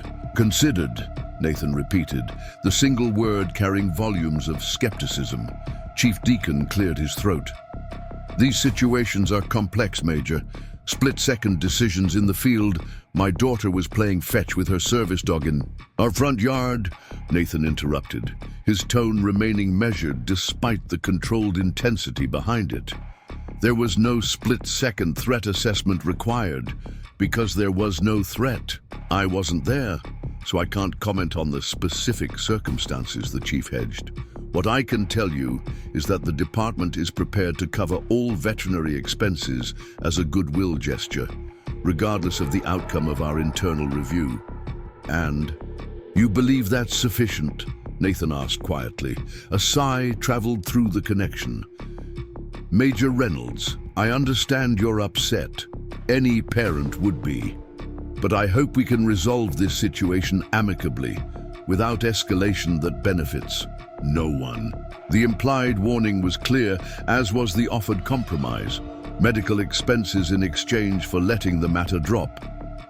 Chief Deacon, I appreciate your call, Nathan replied, each word precisely chosen. However, this isn't about veterinary bills. This is about accountability for officers who discharged a weapon without justification, traumatized a child, and failed to provide emergency assistance to a wounded animal. If your department is unwilling to address those issues substantively, then we will pursue alternative remedies. Alternative remedies, the chief repeated slowly. I hope that's not a threat, Major. Not at all, Nathan assured him. Simply a statement of intent to utilize every legal avenue available to us, including tonight's HOA meeting, which I understand you'll be attending. The chief's momentary silence suggested surprise at Nathan's knowledge of his planned presence. Yes, I'll be there to discuss community safety concerns. Excellent. I look forward to a productive dialogue. Nathan ended the call before the chief could respond, turning to find Catherine watching him from the kitchen doorway. They're offering to pay Apollo's medical bills in exchange for walking away, she surmised correctly. Nathan nodded once. The chief will be at the meeting tonight, attempting to control the narrative before we can establish it. So we're walking into an orchestrated situation, Catherine noted, concern evident in her tone. Yes, Nathan agreed, his expression revealing nothing of his internal strategic calculations. But orchestration creates predictability, and predictability can be leveraged. As Catherine returned to the kitchen, Nathan glanced toward the small table by the front door where he'd placed the day's mail. Among the envelopes was a large manila package addressed to the parents of Lily Reynolds, with no return address, delivered by hand rather than through postal service. He opened it carefully, finding inside a formal complaint from the Pinecrest Homeowners Association regarding unauthorized maintenance of a dangerous animal on the property, along with a formal notice of fines already assessed. Attached was a petition signed by 17 homeowners supporting emergency amendment of community bylaws to restrict certain breeds of dogs, including German Shepherds, from the neighborhood. The escalation was proceeding exactly as Nathan had anticipated. Now it was time to implement the next phase of his response. The Pinecrest Estates Community Center gleamed under carefully positioned landscape lighting, its colonial architecture designed to evoke tradition and stability. By 6:45 p.m., the parking lot was nearly full, with homeowners streaming toward the entrance in numbers that suggested this was no ordinary association meeting. Nathan observed the scene from his parked car, conducting a final assessment before engaging. Beside him, Catherine reviewed notes on her tablet, while Lily sat quietly in the back seat, Apollo's spare collar clutched in her hands like a talisman. "Remember our agreement," Nathan said gently, meeting his daughter's eyes in the rearview mirror. "If I signal, you go with Aunt Catherine, no questions asked." Lily nodded solemnly. "I know, Dad. I'll be brave." "You already are," he assured her. "Shall we?" As they approached the building, Nathan noted several tactical elements with the automatic assessment of someone trained to evaluate environments for threats and advantages. 2 Pinecrest police cruisers parked prominently near the entrance. 4 men in suits with earpieces, private security, likely hired specifically for this event. Strategic positioning of media representatives from local outlets, suggesting someone had ensured press coverage. Inside, the community center's main hall had been arranged with a long table at the front for HOA board members, with Preston Williams III occupying the central position. Chief Deacon sat slightly to his right. Both men engaged in quiet conversation that ceased abruptly when they noticed Nathan's entrance. The assembled homeowners, approximately 60 in total, turned almost in unison as the Reynolds family made their way down the center aisle. Nathan registered the varying reactions: curiosity, sympathy, discomfort, and in some cases barely concealed hostility. "Major Reynolds!" Williams called out, his practiced smile never reaching his eyes. "We weren't certain you'd join us this evening. Please find seats. We're about to begin." Nathan nodded acknowledgement without returning the smile, guiding Catherine and Lily to 3 open chairs in the second row. As they settled, James Harrington appeared at Nathan's side, leaning in to speak quietly. "Orchestrated ambush," the Vietnam veteran muttered. "They've stacked the room with Williams' supporters. Chief brought 3 officers besides Deacon. And those security guys are from Aegis Protection Group. Preston's company provides their liability insurance." "Noted," Nathan replied, equally quiet. "Anyone else I should be aware of?" Harrington nodded subtly toward an elegantly dressed woman in her 60s, seated near the front. "Margaret Whitfield, Preston's neighbor and biggest supporter. She's circulated most of the petition signatures against dangerous dogs in the neighborhood." He indicated a middle-aged couple across the aisle, the Patels. "Their son was detained by Deacon last month for suspicious behavior while jogging. They'll support you but are afraid to speak publicly." Nathan absorbed this intelligence, mentally mapping the alliances and power structures within the room. Catherine passed him a note she jotted on her tablet. "News cameras from Channel 8 in back. Reporter is Diane Foster, daughter of Judge Foster, Chief Deacon's golf buddy." The calculated nature of the setup was becoming clearer, a carefully managed public forum designed to reinforce the official narrative while appearing to offer community dialogue. Nathan had expected this, had planned for it, but the thoroughness of their preparation confirmed his assessment of what they were truly facing. Not isolated incidents of bias, but an organized system of exclusion and intimidation. Williams called the meeting to order with a practiced rap of his gavel. Good evening, neighbors. Thank you for attending this special session on such short notice. As you know, we've gathered to address community safety concerns following Sunday's unfortunate incident. He paused, his expression shifting to practiced concern. Before we begin, I want to acknowledge the Reynolds family's presence and express our collective sympathy for their pet's injury. No one wants to see an animal harmed. The calculated minimization of Apollo's status from service animal to pet, from a targeted shooting to an unfortunate incident, was not lost on Nathan. Beside him, Lily tensed, but remained silent. We've asked Chief Deacon to join us to discuss police protocols regarding dangerous animals and community safety measures, Williams continued smoothly. Following his presentation, we'll open the floor for questions and then present proposed amendments to our community bylaws regarding animal restrictions. Chief Deacon stood, adjusting his uniform before addressing the room with the confident authority of someone accustomed to deference. Thank you, Preston.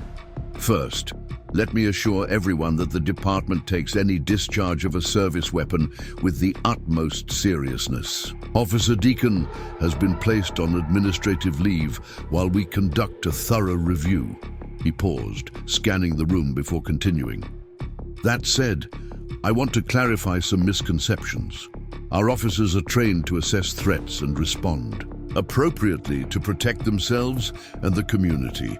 In situations involving potentially aggressive animals, split-second decisions must sometimes be made. Nathan felt Lily's small hand slip into his, her fingers trembling slightly with suppressed emotion.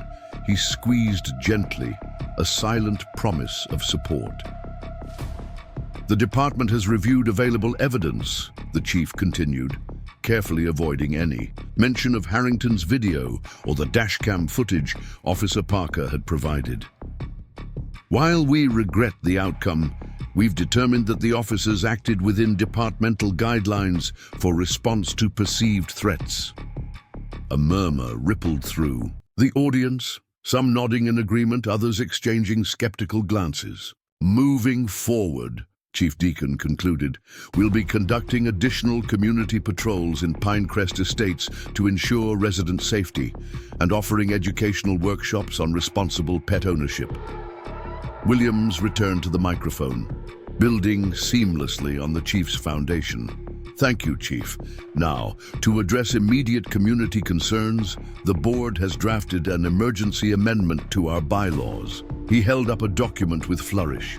This amendment would restrict certain breeds classified as potentially dangerous, require additional liability insurance for pet owners, and establish clear guidelines for animal control within our community.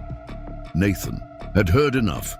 He stood, his movement deliberate but unhurried, immediately drawing all eyes in the room. His bearing, the quiet authority developed through decades of command, created an instant shift in the atmosphere. Mr. Williams, he said, his voice carrying effortlessly without being raised. Before you proceed with proposed restrictions, based on Sunday's incident, I believe accurate information should be established. Williams' practiced smile faltered slightly. Major Reynolds will have an open comment period after the presentation. My daughter's service animal was shot on our property while retrieving a toy, Nathan continued, ignoring the attempted deflection. Apollo is a certified service dog with specialized training, including specific protocols for non-aggressive interactions with law enforcement. He turned slightly, addressing the room rather than just the board members. Officer Deacon discharged his weapon without provocation, without warning, and without attempting any less lethal intervention. Chief Deacon stepped forward. Major, With all due respect, you weren't present during the incident. My officers reported aggressive posturing. Multiple witnesses were present, Nathan countered calmly, including Officer Thomas Parker, who was conducting a ride-along with Officers Deacon and Mercer. His account directly contradicts their report. A ripple of surprise moved through the audience. The chief's expression hardened, but before he could respond, the door at the back of the hall opened. All heads turned as District Attorney Elena Vasquez entered, accompanied by two assistants carrying document boxes. Nathan had timed her arrival. "Perfectly. I apologize for interrupting," DA Vasquez announced, her crisp professionalism commanding attention as she moved down the center aisle. "I'm District Attorney Elena Vasquez. My office has been reviewing evidence related to Sunday's incident, and I felt it important to attend tonight's discussion." The unexpected arrival of the county's highest-ranking prosecutor created an immediate shift in the room's power dynamics. Chief Deacon's expressions cycled rapidly from surprise to concern to carefully maintained neutrality. "District Attorney Vasquez." Williams recovered quickly, his tone suggesting confusion masking irritation. "While we appreciate your interest, this is a private homeowners association meeting to discuss community bylaws." "A meeting discussing an active investigation involving potential civil rights violations, Mr. Williams," Vasquez corrected smoothly, "which falls squarely within my jurisdiction." She nodded to Nathan as she passed, a subtle acknowledgement of their prior coordination. Nathan had contacted Vasquez immediately after his conversation with Officer Parker, providing the dashcam footage along with Harrington's video and witness statements. The DA, known for her aggressive prosecution of public corruption cases, had recognized both the merits of the case and the political implications of a police department protecting officers who had shot a decorated veteran's daughter's service animal. "My office has received concerning evidence regarding not only Sunday's shooting," Vasquez continued, placing her briefcase on a side table, "but a pattern of targeted enforcement actions in this community over the past 6 months. Catherine stood, joining the conversation with her attorney's precision. "If I may, I believe it would benefit everyone to understand the full context of what occurred. My niece would like to share her first-hand account if the association permits."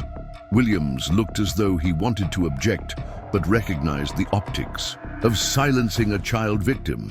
He nodded tightly. "Of course." Lily rose slowly, her small frame straight despite her obvious nervousness. The room fell silent as she moved to stand beside her father, drawing visible strength from his presence. "My name is Lily Reynolds," she began, her voice initially soft but gaining conviction with each word. "Apollo is my service dog. He helps me with anxiety and panic attacks that I've had since my mum died 3 years ago." She held up the collar in her hands.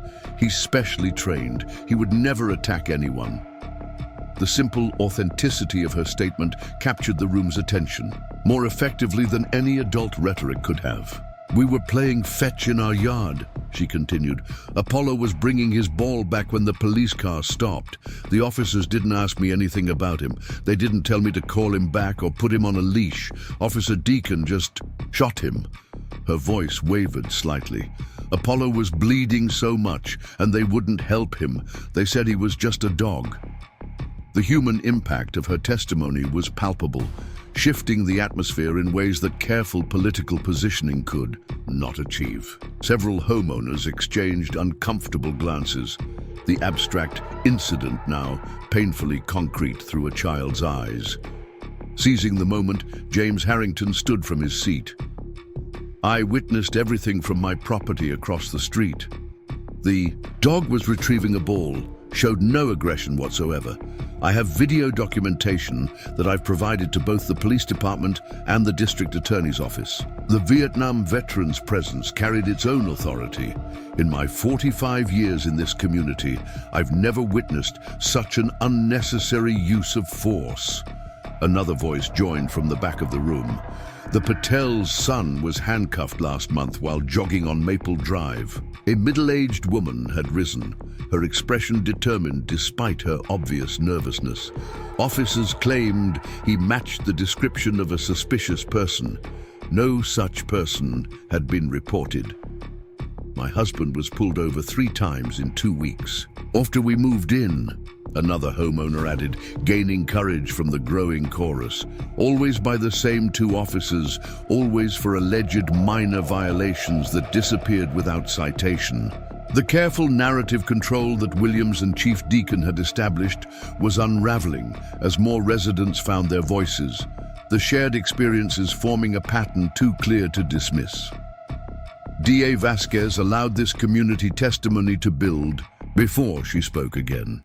My office has opened a formal investigation into these incidents as potential civil rights violations. We've also received documentation suggesting coordination between certain police officers and private citizens to conduct targeted harassment of specific homeowners. At this, Preston Williams rose abruptly. These are outrageous accusations without foundation. The Pinecrest Homeowners Association has always operated with the highest ethical standards.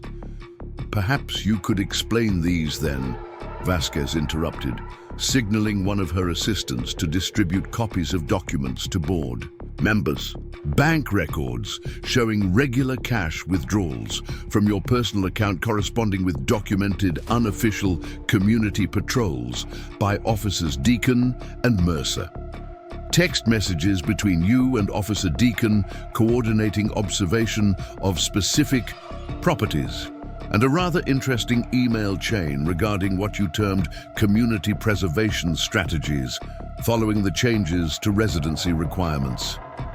William's face drained of color as he stared at the documents before him. Nathan watched the systematic dismantling of the power structure that had enabled Apollo's shooting with the detached assessment of a tactical commander observing a long-planned operation. Each element had been precisely timed, Lily's testimony providing the emotional foundation, Harrington and other witnesses establishing the pattern, and finally, Vasquez delivering the documented evidence that transformed anecdotes into a prosecutable case. Chief Deacon attempted damage control, rising to address the increasingly restless audience. These allegations, if they exist at all, involve individual officers acting outside departmental protocols. The Pinecrest Police Department does not condone or participate in discriminatory enforcement. Your nephew called it community preservation operations. Chief, came a new voice from the entrance. Officer Thomas Parker stood in the doorway, still in uniform, despite his administrative leave. It's on the dashcam video you claimed malfunctioned. You've known about these patrols for months. I reported them directly to you after witnessing the pattern during my training rotations. The chief's carefully maintained professional mask slipped, revealing momentary panic before he regained control. Officer Parker, you're currently on administrative leave and not authorized to tell the truth? Parker interrupted, moving into the room with purposeful strides. With respect, sir, that's exactly what I'm authorized to do as a sworn officer. I took an oath to uphold the law and protect the community. All of the community, not just the residents Mr. Williams and Officer Deacon deem acceptable. The meeting had transformed entirely now, the carefully orchestrated presentation giving way to a public accounting that neither Williams nor Chief Deacon had anticipated. Throughout the room, homeowners were engaging in intense discussions, some recording on phones, others taking notes or examining the documents being circulated. Nathan caught Catherine's eye, a silent communication passing between them. She nodded slightly, acknowledging that their strategy was unfolding as planned. The system that had protected Deacon and enabled Apollo's shooting was being exposed not through confrontation, but through methodical presentation of evidence in a public forum, exactly as Nathan had envisioned.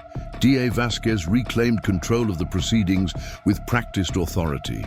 In light of the emerging evidence, my office will be pursuing criminal charges against officers Deacon and Mercer for official misconduct, filing false reports, and animal cruelty. We'll also be investigating the coordination between police, officers, and private citizens in targeting specific homeowners based on protected characteristics. She turned toward Williams and the HOA board members. I strongly advise this association to table any proposed bylaw changes until our investigation is complete. Implementing restrictions that could be viewed as retaliatory against the Reynolds family or other targeted homeowners would potentially constitute additional civil rights violations. Williams, now visibly shaken, attempted to salvage some semblance of control. "This meeting is adjourned pending legal consultation," he announced, gathering his papers with trembling hands. As the assembly dissolved into clusters of animated conversation, Nathan placed a protective hand on Lily's shoulder, guiding her back toward Catherine. "You did well," he told his daughter quietly. "I'm proud of you." Lily looked up at him, her expression serious but lighter somehow, as if a burden had begun to lift. "Do you think Apollo knows we're fighting for him?" "I believe he does," Nathan replied. "And tomorrow, you'll be able to tell him yourself." De Vasquez approached them, extending her hand to Nathan. "Major Reynolds, your timing was impeccable. Officer Parker's decision to come forward publicly couldn't have been better orchestrated. Sometimes people just need to witness others finding their courage," Nathan replied, shaking her hand. "Thank you for responding so quickly to the evidence we provided." "The dashcam footage was compelling," Vasquez acknowledged. "But it was the financial records showing payments for targeted patrols that elevated this from a single incident to a conspiracy case." She glanced toward Williams, who was now engaged in an intense conversation with his attorney. "They never expected anyone to trace the money." Nathan nodded slightly, offering no explanation for how those financial records had been obtained or delivered anonymously to Vasquez's office the previous day. Some operational details remained classified, even in civilian contexts. As they prepared to leave, James Harrington fell into step beside them. "Beautifully executed, Major," the older veteran said quietly. "Surgical precision without a single direct confrontation." "The evidence speaks for itself," Nathan replied modestly.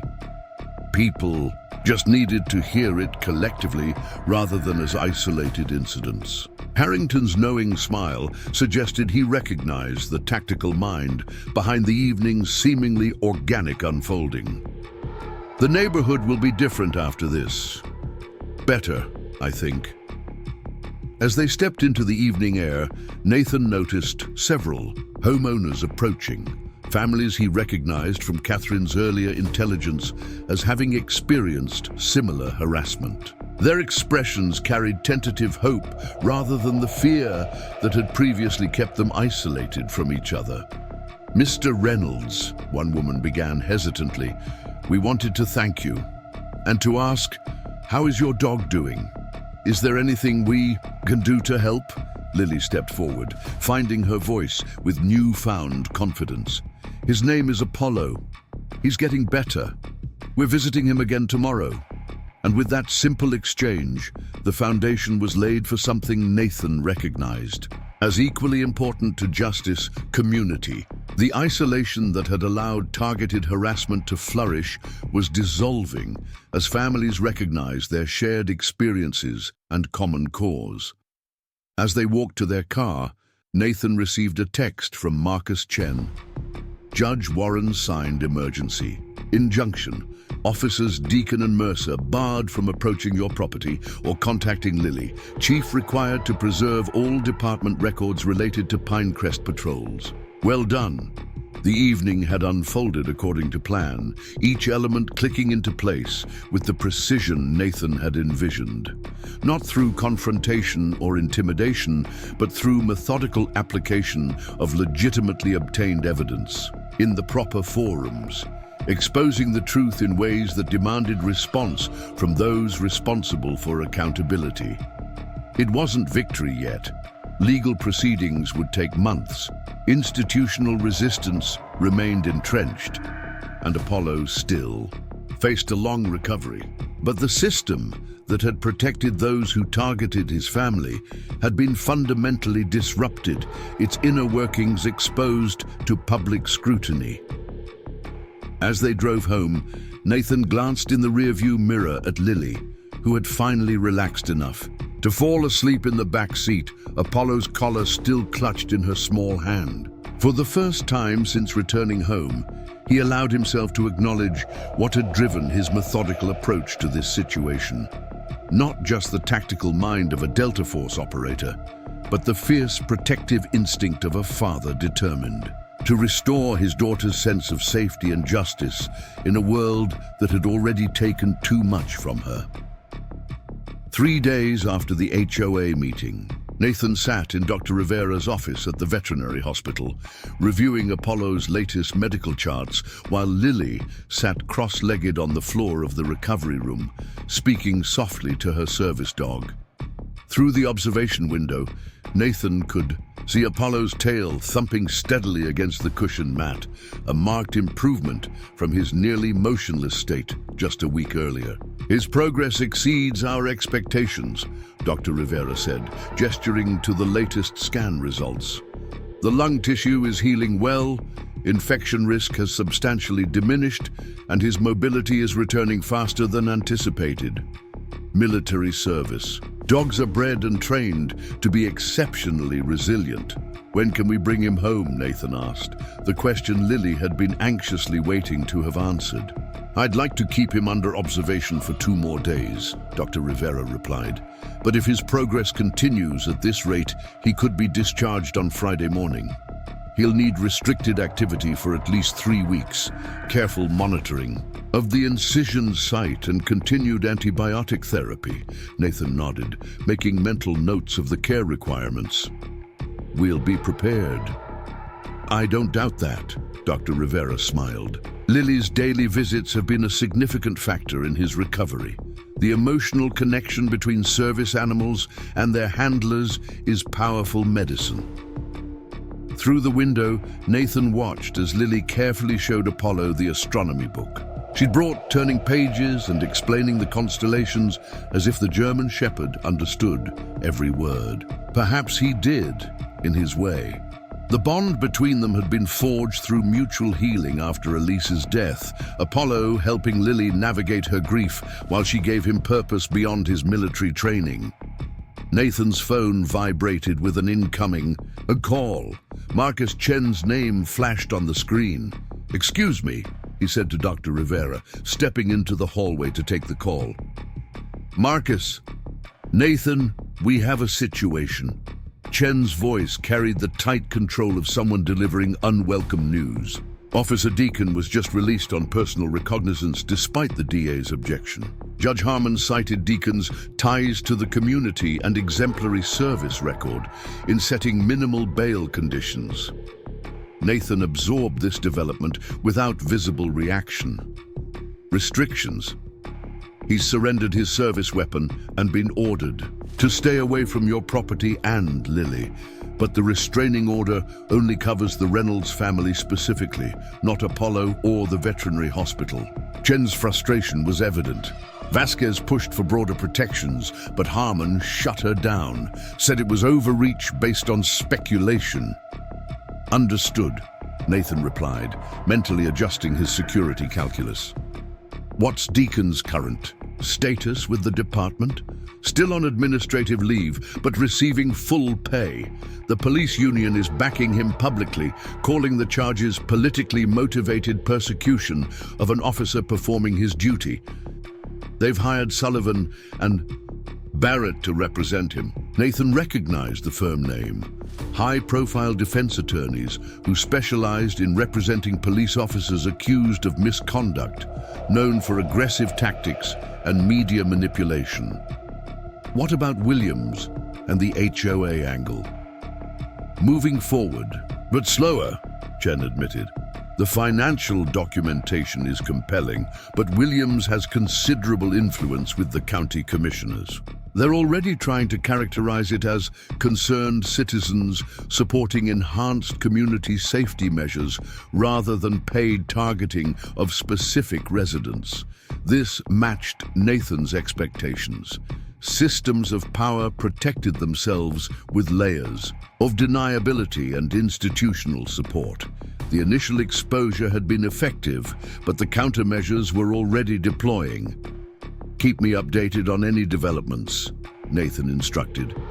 "We'll be here for another hour, then heading home." After ending the call, Nathan returned to the observation window, watching Lily with Apollo for several moments before making a decision. He texted Catherine, asking her to come to the hospital as soon as possible, then contacted James Harrington to request additional surveillance of their property while they were away. Within 30 minutes, Catherine arrived, immediately picking up on her brother's heightened alertness. "What's happened?" she asked quietly, joining him in the hallway outside Apollo's room. Nathan briefed her on Deacon's release and the limited scope of the restraining order. "I need you to take Lily home and stay there. Harrington is watching the house, and I've activated the security protocols we discussed." Catherine studied him with growing concern. "And where will you be?" "Ensuring there are no gaps in Apollo's protection until we can bring him home," Nathan replied, his tone making it clear this was not open for discussion. "You think Deacon would try something at the hospital?" Catherine asked, her expression suggesting she found this difficult to believe, even as she recognized Nathan's instincts were rarely wrong in threat assessment. "I think a man who shot a service animal in front of a child, then actively worked to cover it up, has demonstrated a willingness to cross lines most wouldn't," Nathan answered carefully. "Add the humiliation of public exposure, pending criminal charges, and the potential end of his career. That creates a volatile situation." Catherine couldn't argue with his logic. "What do I tell Lily? That I'm handling some paperwork for Apollo's discharge and will be home later. She doesn't need additional anxiety right now." After Catherine had taken a reluctant Lily home, Nathan settled in for surveillance duty, positioning himself in the veterinary hospital's small cafe, which offered clear sightlines to both the main entrance and the hallway leading to the recovery rooms. He ordered coffee and opened his laptop, appearing to any casual observer like a busy professional catching up on work while waiting. Dr. Rivera, sensing something in his demeanor, had simply nodded when Nathan explained his intention to stay a while longer.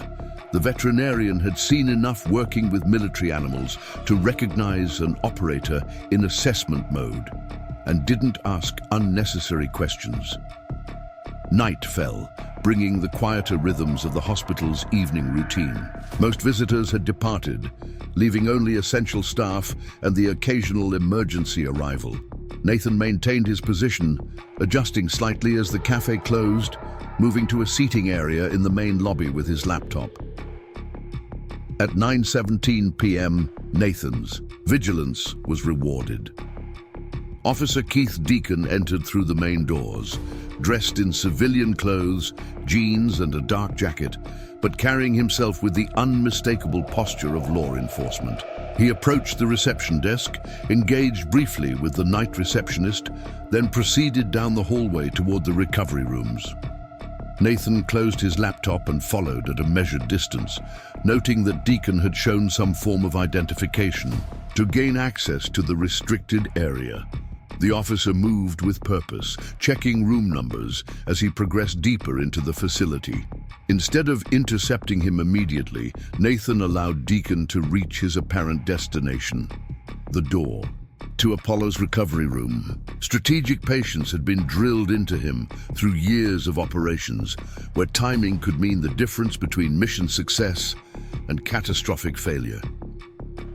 Deacon paused outside Apollo's door, glancing around before reaching into his jacket, pocket and removing what appeared to be a small case. This was sufficient confirmation of intent for Nathan. "Officer Deacon," he said quietly, his voice carrying effortlessly down the otherwise empty hallway. Deacon spun around, startled, his hand instinctively moving toward his hip where his service weapon would normally be holstered. Finding nothing there, he quickly recovered, shoulders squaring as recognition dawned. "Major Reynolds," he acknowledged, his tone carrying a forced casualness. "Didn't expect to see you here this late."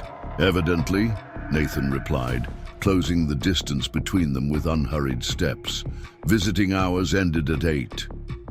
Deacon's smile didn't reach his eyes. "Professional courtesy. I showed my badge. Explained I needed to check on the animal involved. In an active investigation." "Apollo," Nathan corrected mildly. "His name is Apollo, and there's no active investigation requiring examination of a recovering service animal." "Just doing my due diligence," Deacon countered, sliding the case back into his pocket with a movement he likely thought was subtle. "Making sure all the evidence is properly documented." Nathan stopped precisely 6 feet from Deacon. Close enough for conversation, far enough to react if necessary. "What's in the case, Officer Deacon?" A flicker of something crossed Deacon's face, surprise perhaps at being so transparently read. "Just my notebook for taking observations." "I don't think so," Nathan replied, his voice remaining conversational despite the tension crackling between them. "I think you came here to ensure Apollo couldn't testify to what really happened that day." Deacon's facade of professional detachment cracked slightly. "Dogs don't testify, Major, and I'm getting a little tired of being painted as the villain. Because I responded to a legitimate threat during the course of my duties." "There was no threat," Nathan stated with quiet certainty. "Only a child playing with her service dog on private property. The dashcam footage confirms it. Officer Parker's testimony confirms it. Multiple witness statements confirm it." Deacon's expression hardened. "You think you've got it all figured out, don't you? The decorated war hero swooping in to save the day, making sure everyone knows how unjustly your family's been treated." His voice took on a sneering quality. "Must be nice having the pull to get a DA involved over a dog." "This isn't about my military background or connections," Nathan replied evenly. "This is about accountability for an officer who discharged his weapon without justification, traumatizing a child who had already lost her mother." Something shifted in Deacon's demeanor, the careful pretense of professional concern giving way to a more authentic anger. "You people move into Pinecrest with your fancy service dogs and military credentials, thinking you're entitled to special treatment. This community has standards, traditions. We look out for each other." "By shooting pets and intimidating children?" Nathan asked, his tone still measured despite the provocation. "By maintaining order," Deacon snapped, abandoning pretense. "Entirely. Pinecrest was fine before they changed the residency requirements. Now we've got families who don't understand how things work, who don't respect the community's values. And you appointed yourself enforcer of those values," Nathan observed, "with Williams financing your unofficial patrols." Deacon's jaw tightened. "Community preservation requires resources. Preston understands what's at stake." He straightened, something calculated entering his expression. "But none of that matters now. The union's backing me. Sullivan's already talking about how your military background makes you an unreliable witness. PTSD, history of violence in combat zones, potential instability. We'll create enough reasonable doubt that no jury will convict." "Is that what you're accounting on?" Nathan asked quietly. "That your badge and connections will protect you regardless of your actions?" "It's worked so far," Deacon replied with renewed confidence. "And once this blows over, things will go back to normal. Maybe you'll even decide Pinecrest isn't the right community for your family after all." The statement revealed Deacon's true objective more clearly than any evidence could have. Not just escaping consequences for Apollo's shooting, but continuing the broader campaign of selective enforcement and intimidation that had been exposed at the HOA meeting. "That's not going to happen," Nathan stated simply. Deacon's smile turned ugly. "We'll see. Your daughter's already traumatized.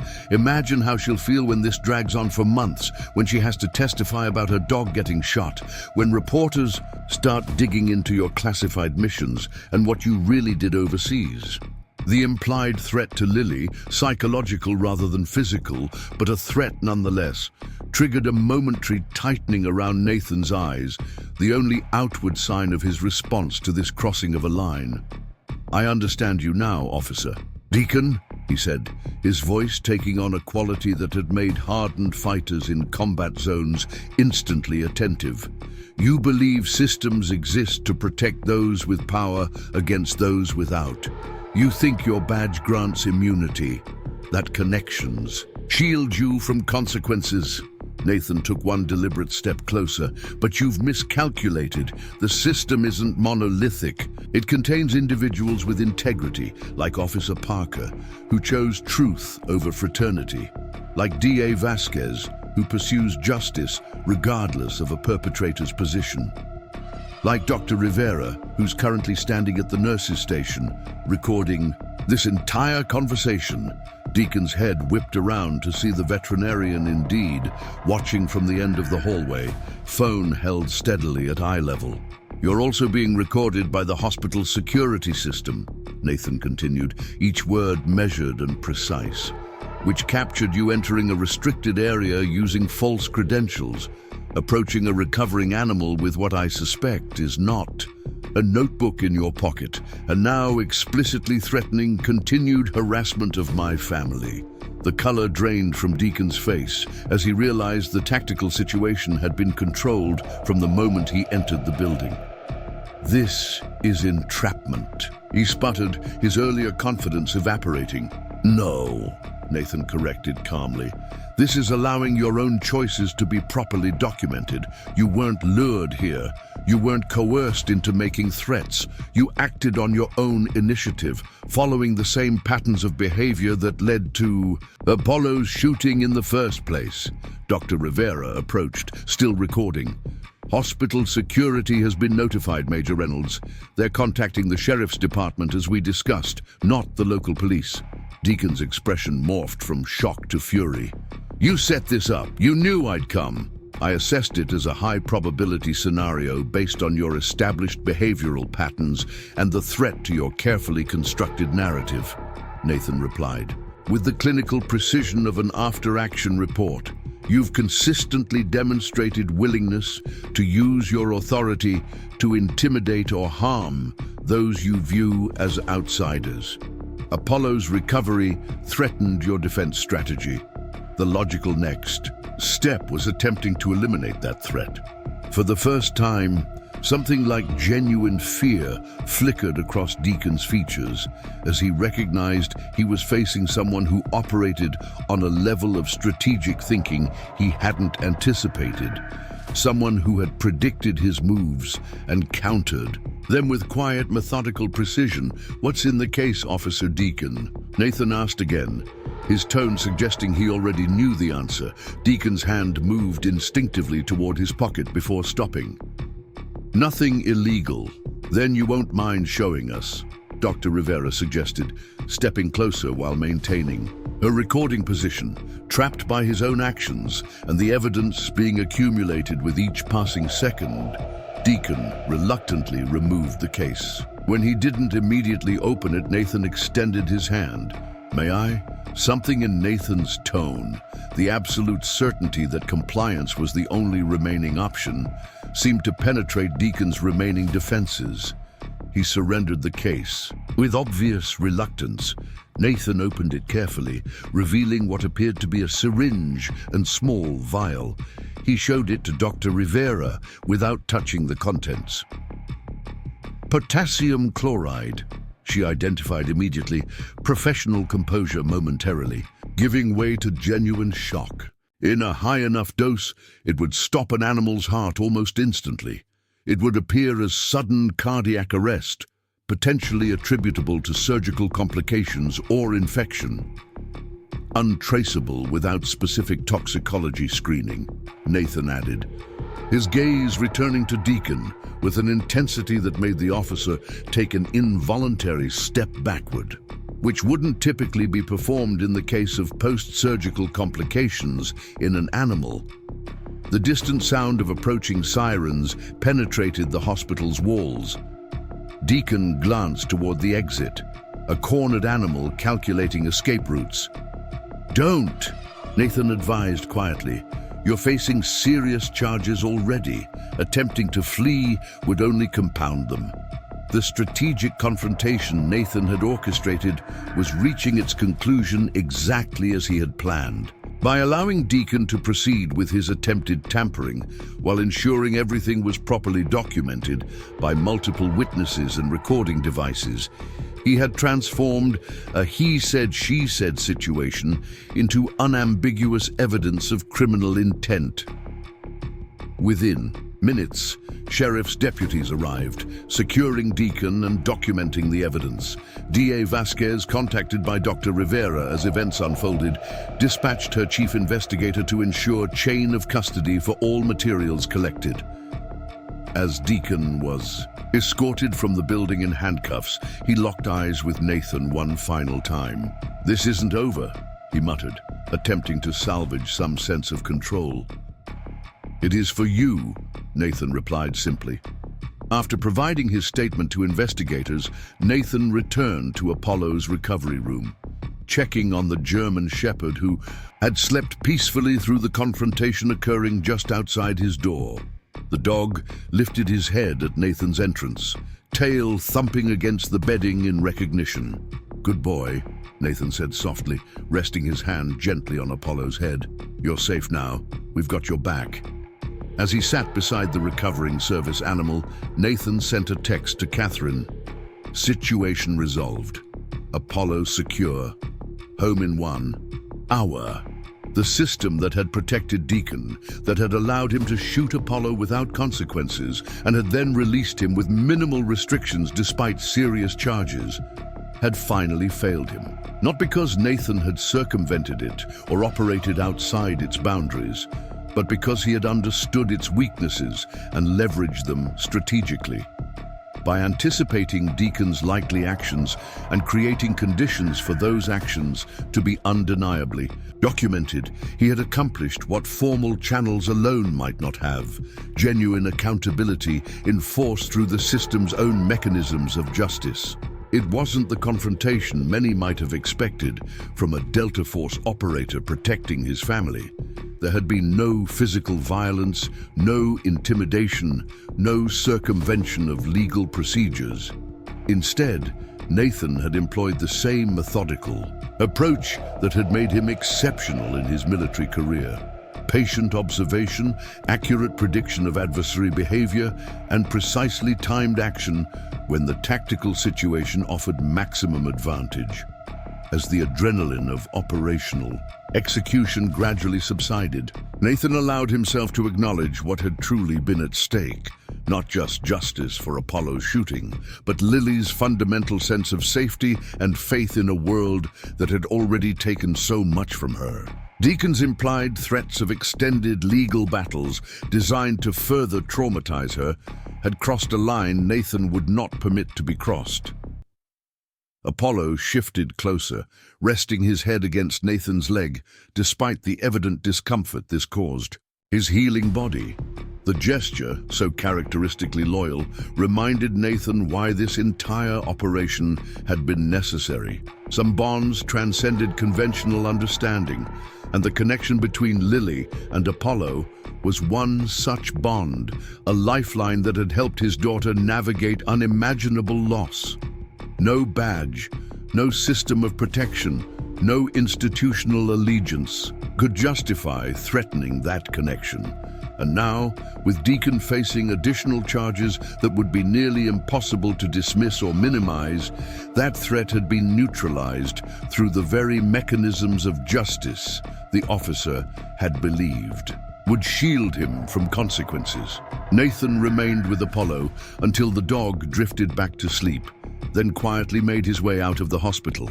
In the parking lot, he paused briefly, looking up at the clear night sky scattered with stars, the same stars Lily had begun charting again in her astronomy notebooks since Apollo had entered their lives. Justice, like effective military operations, sometimes required patience, precise timing, and the courage to allow events to unfold according to their natural momentum rather than forcing outcomes through direct confrontation. Nathan had applied those principles tonight, and the result spoke for itself. Apollo was safe, evidence had been secured, and the path to accountability had been irrevocably established. As he drove home through the quiet streets of Pinecrest Estates, Nathan reflected that true protection wasn't about creating fortresses or eliminating all potential threats. It was about establishing systems of accountability that made threatening the vulnerable too costly to attempt. Tonight had been a significant step toward that objective. The remainder of the operation would unfold through proper channels, courtrooms and legal proceedings rather than hospital corridors. But the critical phase had been successfully executed. Lily would sleep soundly tonight, knowing that Apollo was recovering, that he had been protected, and that those responsible for harming him would face consequences for their actions. And for Nathan, that knowledge constituted mission success more meaningful than any operational objective he had achieved in his distinguished military career. 2 months had passed since the night at the veterinary hospital. The Pinecrest Community Center was once again filled to capacity, but the atmosphere couldn't have been more different from the contentious HOA meeting that had marked the beginning of this chapter. Today, residents gathered for a town hall organized by the newly elected Homeowners Association Board, a diverse group that included James Harrington, Dr. Patel from Maple Drive, and 3 other homeowners who had stepped forward in the wake of Preston Williams' resignation. Nathan sat with Lily in the 3rd row, Apollo lying attentively at his daughter's feet. The German Shepherd's midnight coat had regained its lustrous sheen, and only a slight stiffness in his movements on cold mornings hinted at the trauma his body had endured. The physical wound had healed completely, leaving a small patch of silver-white fur over his chest where the bullet had entered, a permanent reminder etched into his otherwise dark coat. "Welcome, everyone," Sarah Washington, the newly elected HOA president, began. "Today marks an important milestone for our community as we formally adopt the revised neighborhood charter and bylaws that you've all had a chance to review over the past month." Nathan observed the gathered neighbors, noting the significantly different composition from the previous meeting. Families who had once remained silent out of fear or isolation now participated actively, their voices valued in the community discourse. The Patels sat nearby, their teenage son Raj now comfortable enough to wear his track uniform proudly after returning from a regional championship. "Before we proceed with the formal vote," Sarah continued, "I'd like to acknowledge some special guests. District Attorney Elena Vasquez and Sheriff Michael Torres have joined us to provide an update on the legal proceedings that many of you have been following." DA Vasquez approached the podium with the confident bearing that had made her a formidable presence in county politics. "Thank you for inviting me today. I wanted to personally update this community on several legal matters that have directly affected Pinecrest Estates." She arranged her notes before continuing.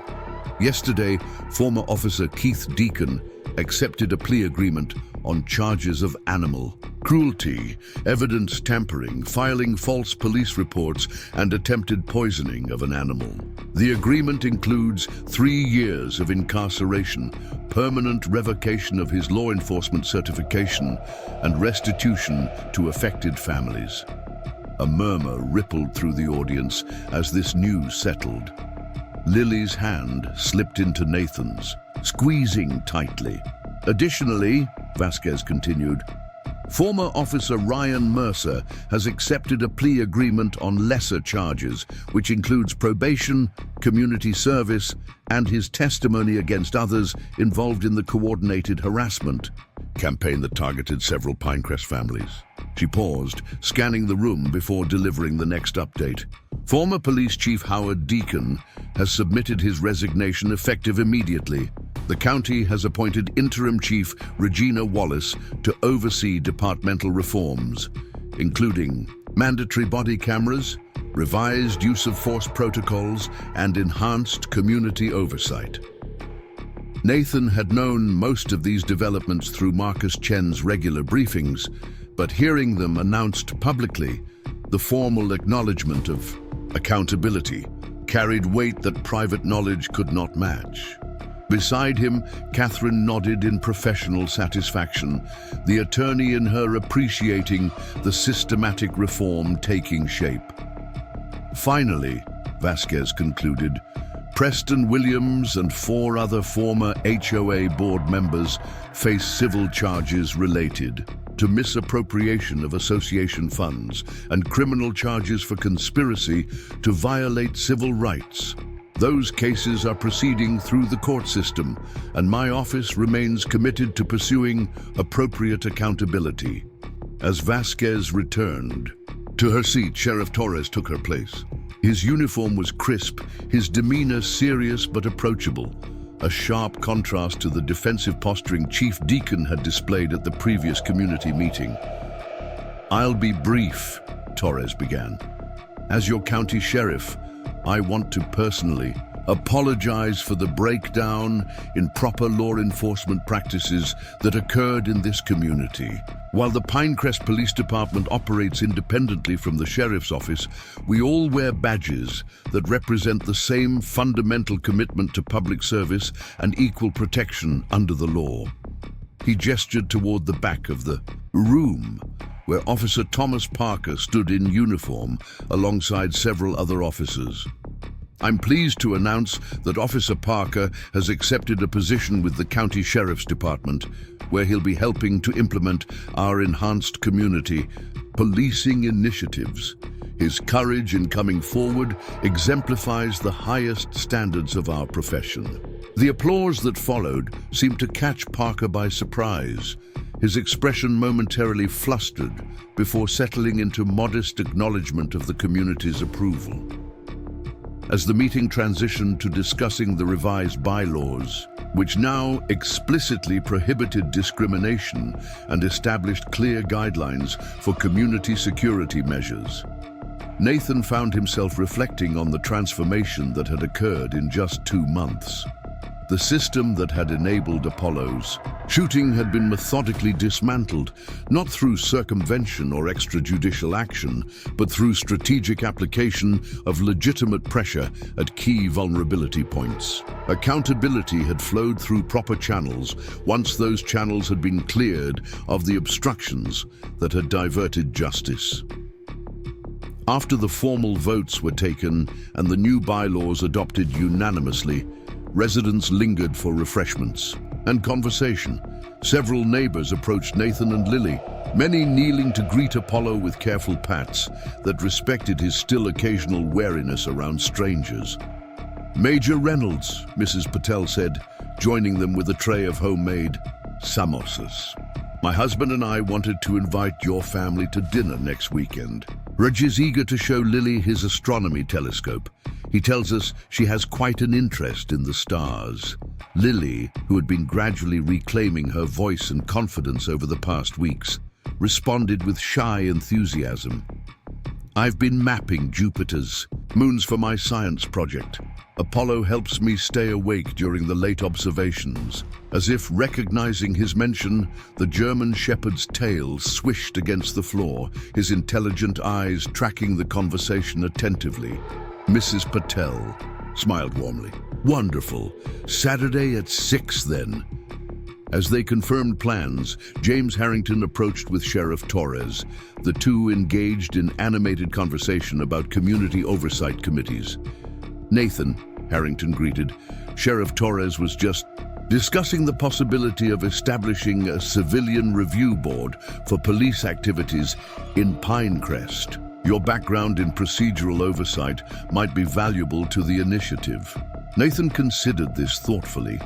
His military career had indeed involved developing accountability frameworks for specialized operations, ensuring that even in the most challenging environments, actions remained aligned with mission parameters and ethical boundaries.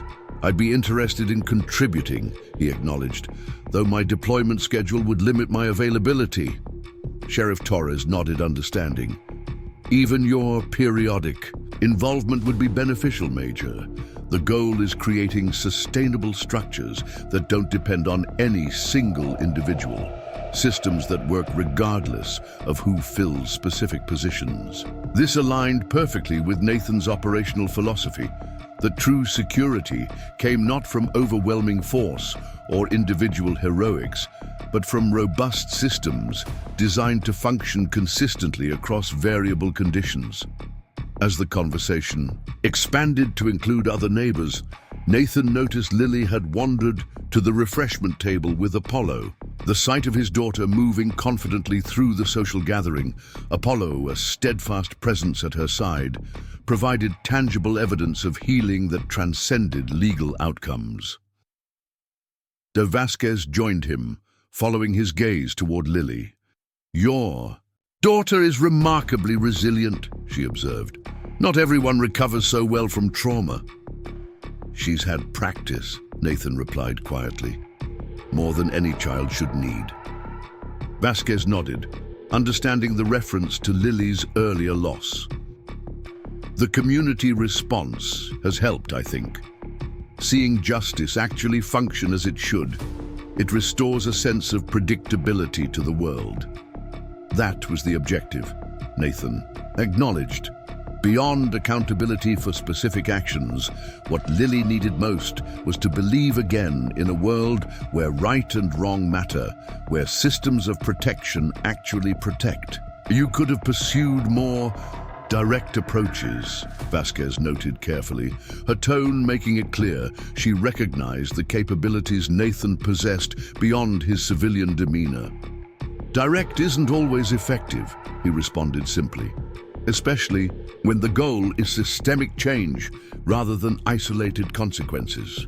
Vasquez studied him with the assessing gaze of someone accustomed to evaluating complex motivations.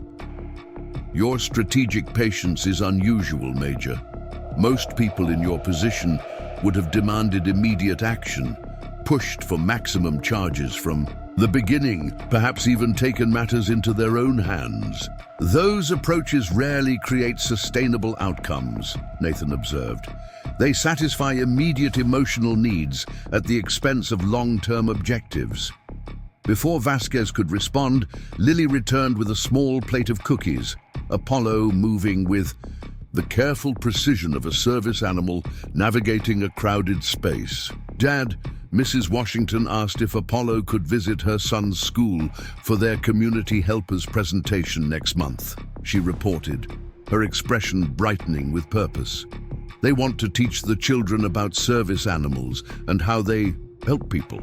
Nathan recognized the therapeutic value of such engagement, allowing Apollo to become a positive community presence rather than remaining defined by the trauma he had experienced. If Dr. Rivera confirms he's ready for that kind of activity, I think it would be excellent. Lily nodded seriously, her new understanding of recovery timelines evident in her response. I told her we'd need to check with his doctor first. Apollo's brave, but we need to respect his healing process. The maturity in this statement, the balanced consideration of Apollo's needs alongside the opportunity to contribute positively, reflected Lily's own healing journey. She was integrating the trauma rather than being defined by it, finding meaning through connection rather than isolation.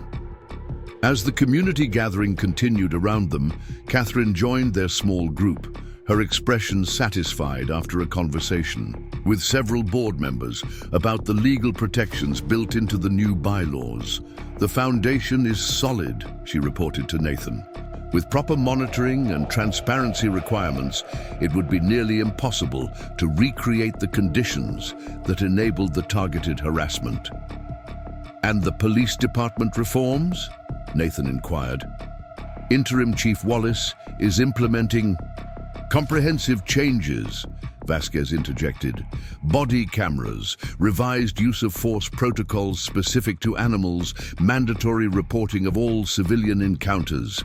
The county commissioners have approved funding for implicit bias training and community engagement initiatives. The systematic approach to reform, addressing both immediate accountability and underlying structural issues, aligned perfectly with Nathan's tactical assessment of what would constitute genuine resolution rather than superficial response. As afternoon transitioned toward evening, the gathering began to disperse. Families departed in small groups, many walking home together through the neighborhood streets that had once been sites of intimidation and now represented reclaimed community space. Nathan, Catherine, and Lily were among the last to leave, having engaged in conversations with nearly every group present. Apollo padded faithfully alongside them as they walked the short distance home, his occasional pause to inspect interesting scents, a welcome sign of his returning confidence. "Dad?" Lily asked as they turned onto their street. "Is it really over now, with the police officers and everything?" Nathan considered how best to answer truthfully while acknowledging the complexity beyond binary resolution. "The immediate situation with Officer Deacon is resolved. He's accepted responsibility for his actions and will face appropriate consequences. The system reforms are underway, which makes similar incidents much less likely in the future." Lily processed this, her analytical mind, so like her mother's, evident in her thoughtful expression. "But the underlying problems don't just disappear because we fix this one situation, right? That's what you always say about tactical versus strategic objectives." Nathan smiled slightly, both impressed and a touch wistful at his daughter's precocious understanding. "That's exactly right. What we've accomplished is meaningful progress, not complete resolution. The work of maintaining just systems requires ongoing vigilance and participation." "Like Apollo's training," Lily observed, reaching down to stroke the shepherd's ears. "It's not something you finish, it's something you practice every day." "Precisely," Nathan affirmed, marveling at her ability to construct meaningful analogies. "Justice isn't a destination we reach once and then relax. It's a practice we maintain through consistent effort and attention."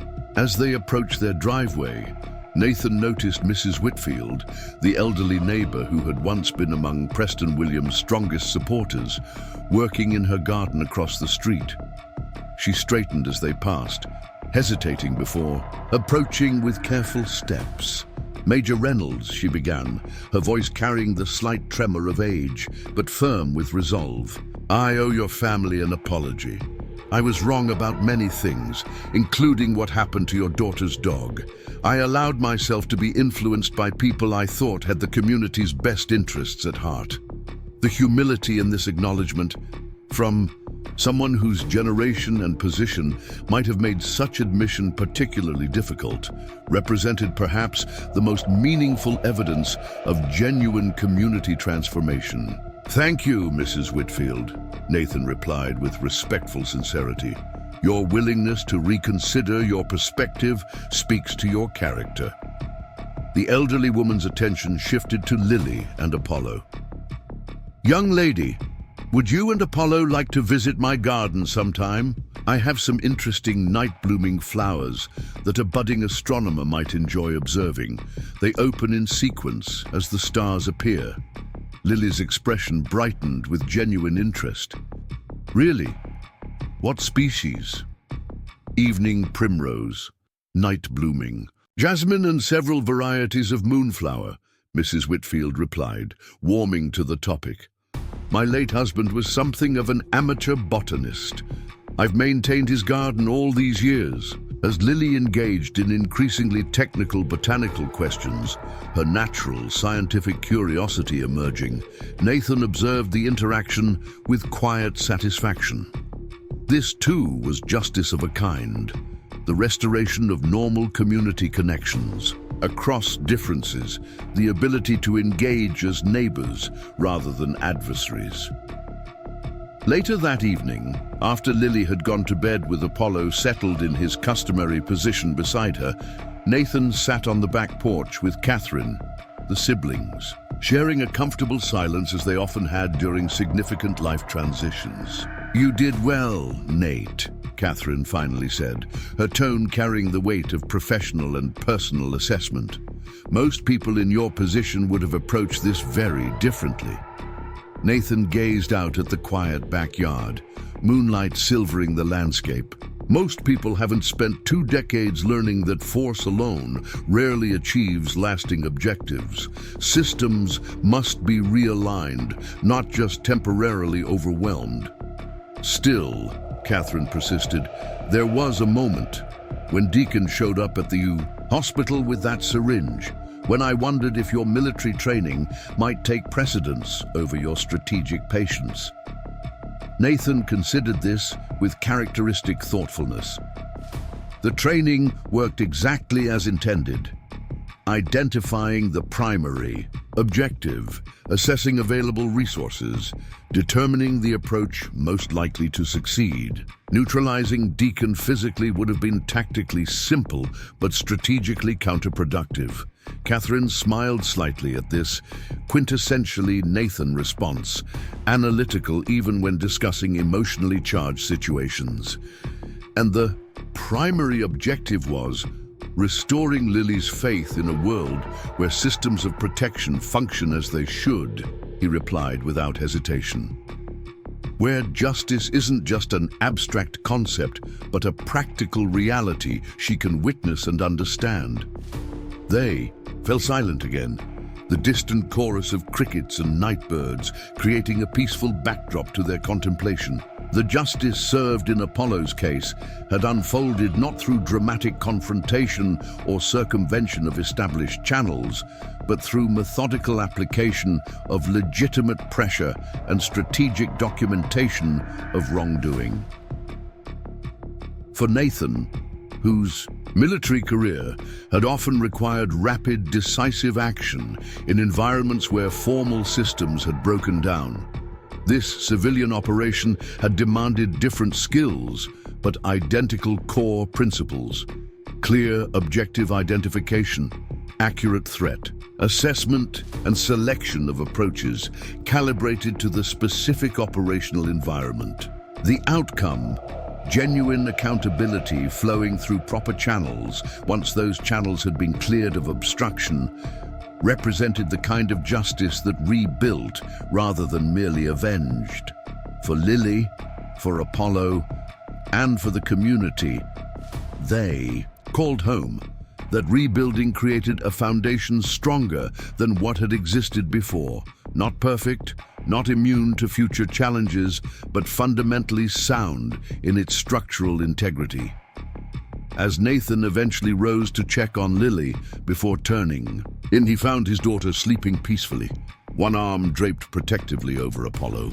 The German shepherd lifted his head at Nathan's approach, amber eyes alert but calm, before settling back into his protective position. Some missions left no visible markers of success, their objectives achieved through quiet, methodical application. of specialized skills rather than dramatic confrontation. This mission, protecting his daughter's well-being, ensuring accountability for those who had harmed her beloved companion, and helping restore a community's ethical foundation, would never appear in any classified file or military record. Yet, as Nathan gently adjusted Lily's blanket and gave Apollo a final appreciative pat, he recognized it as perhaps the most meaningful operation he had ever executed. One measured not in objectives neutralized or targets eliminated, but in systems restored and a child's faith in justice renewed. 6 months later, Nathan stood at the edge of the Pinecrest Community Park, watching as Lily guided Apollo through a demonstration for several dozen gathered children. The German Shepherd moved with fluid grace, his dark coat gleaming in the spring sunshine, the small patch of silver fur over his healed wound, now a badge of honor. "This is how Apollo helps me when I feel anxious," Lily explained to the attentive audience, her voice clear and confident. "He can sense when my heart rate increases and will apply gentle pressure to help me calm down." On cue, Apollo leaned his substantial weight against Lily's side, causing several children to gasp in delight. Nathan felt a presence beside him and turned to find James Harrington watching the demonstration with evident satisfaction. "You've done something remarkable here," the Vietnam veteran said quietly. "Not just for your daughter, but for all of us." Nathan shook his head slightly. "Systems correct themselves when people of integrity step forward. You were doing that long before we arrived." "Perhaps," Harrington conceded, "but sometimes systems need a strategic nudge from someone who understands how to apply precise pressure at exactly the right points." As the demonstration concluded, Lily and Apollo made their way back toward Nathan. The girl's eyes were bright with purpose, her smile genuine. The nightmares had gradually faded. She was keeping up with her astronomy again, filling notebooks with observations of constellations tracked faithfully through the seasons. Apollo padded beside her, alert but relaxed, his protective instincts perfectly balanced with his gentle companionship. Nathan welcomed them both with quiet pride, recognizing that true victory wasn't measured in defeated adversaries, but in restored balance and renewed trust. The silver patch on Apollo's chest would always remain, a reminder not of what they had endured, but of what they had overcome together.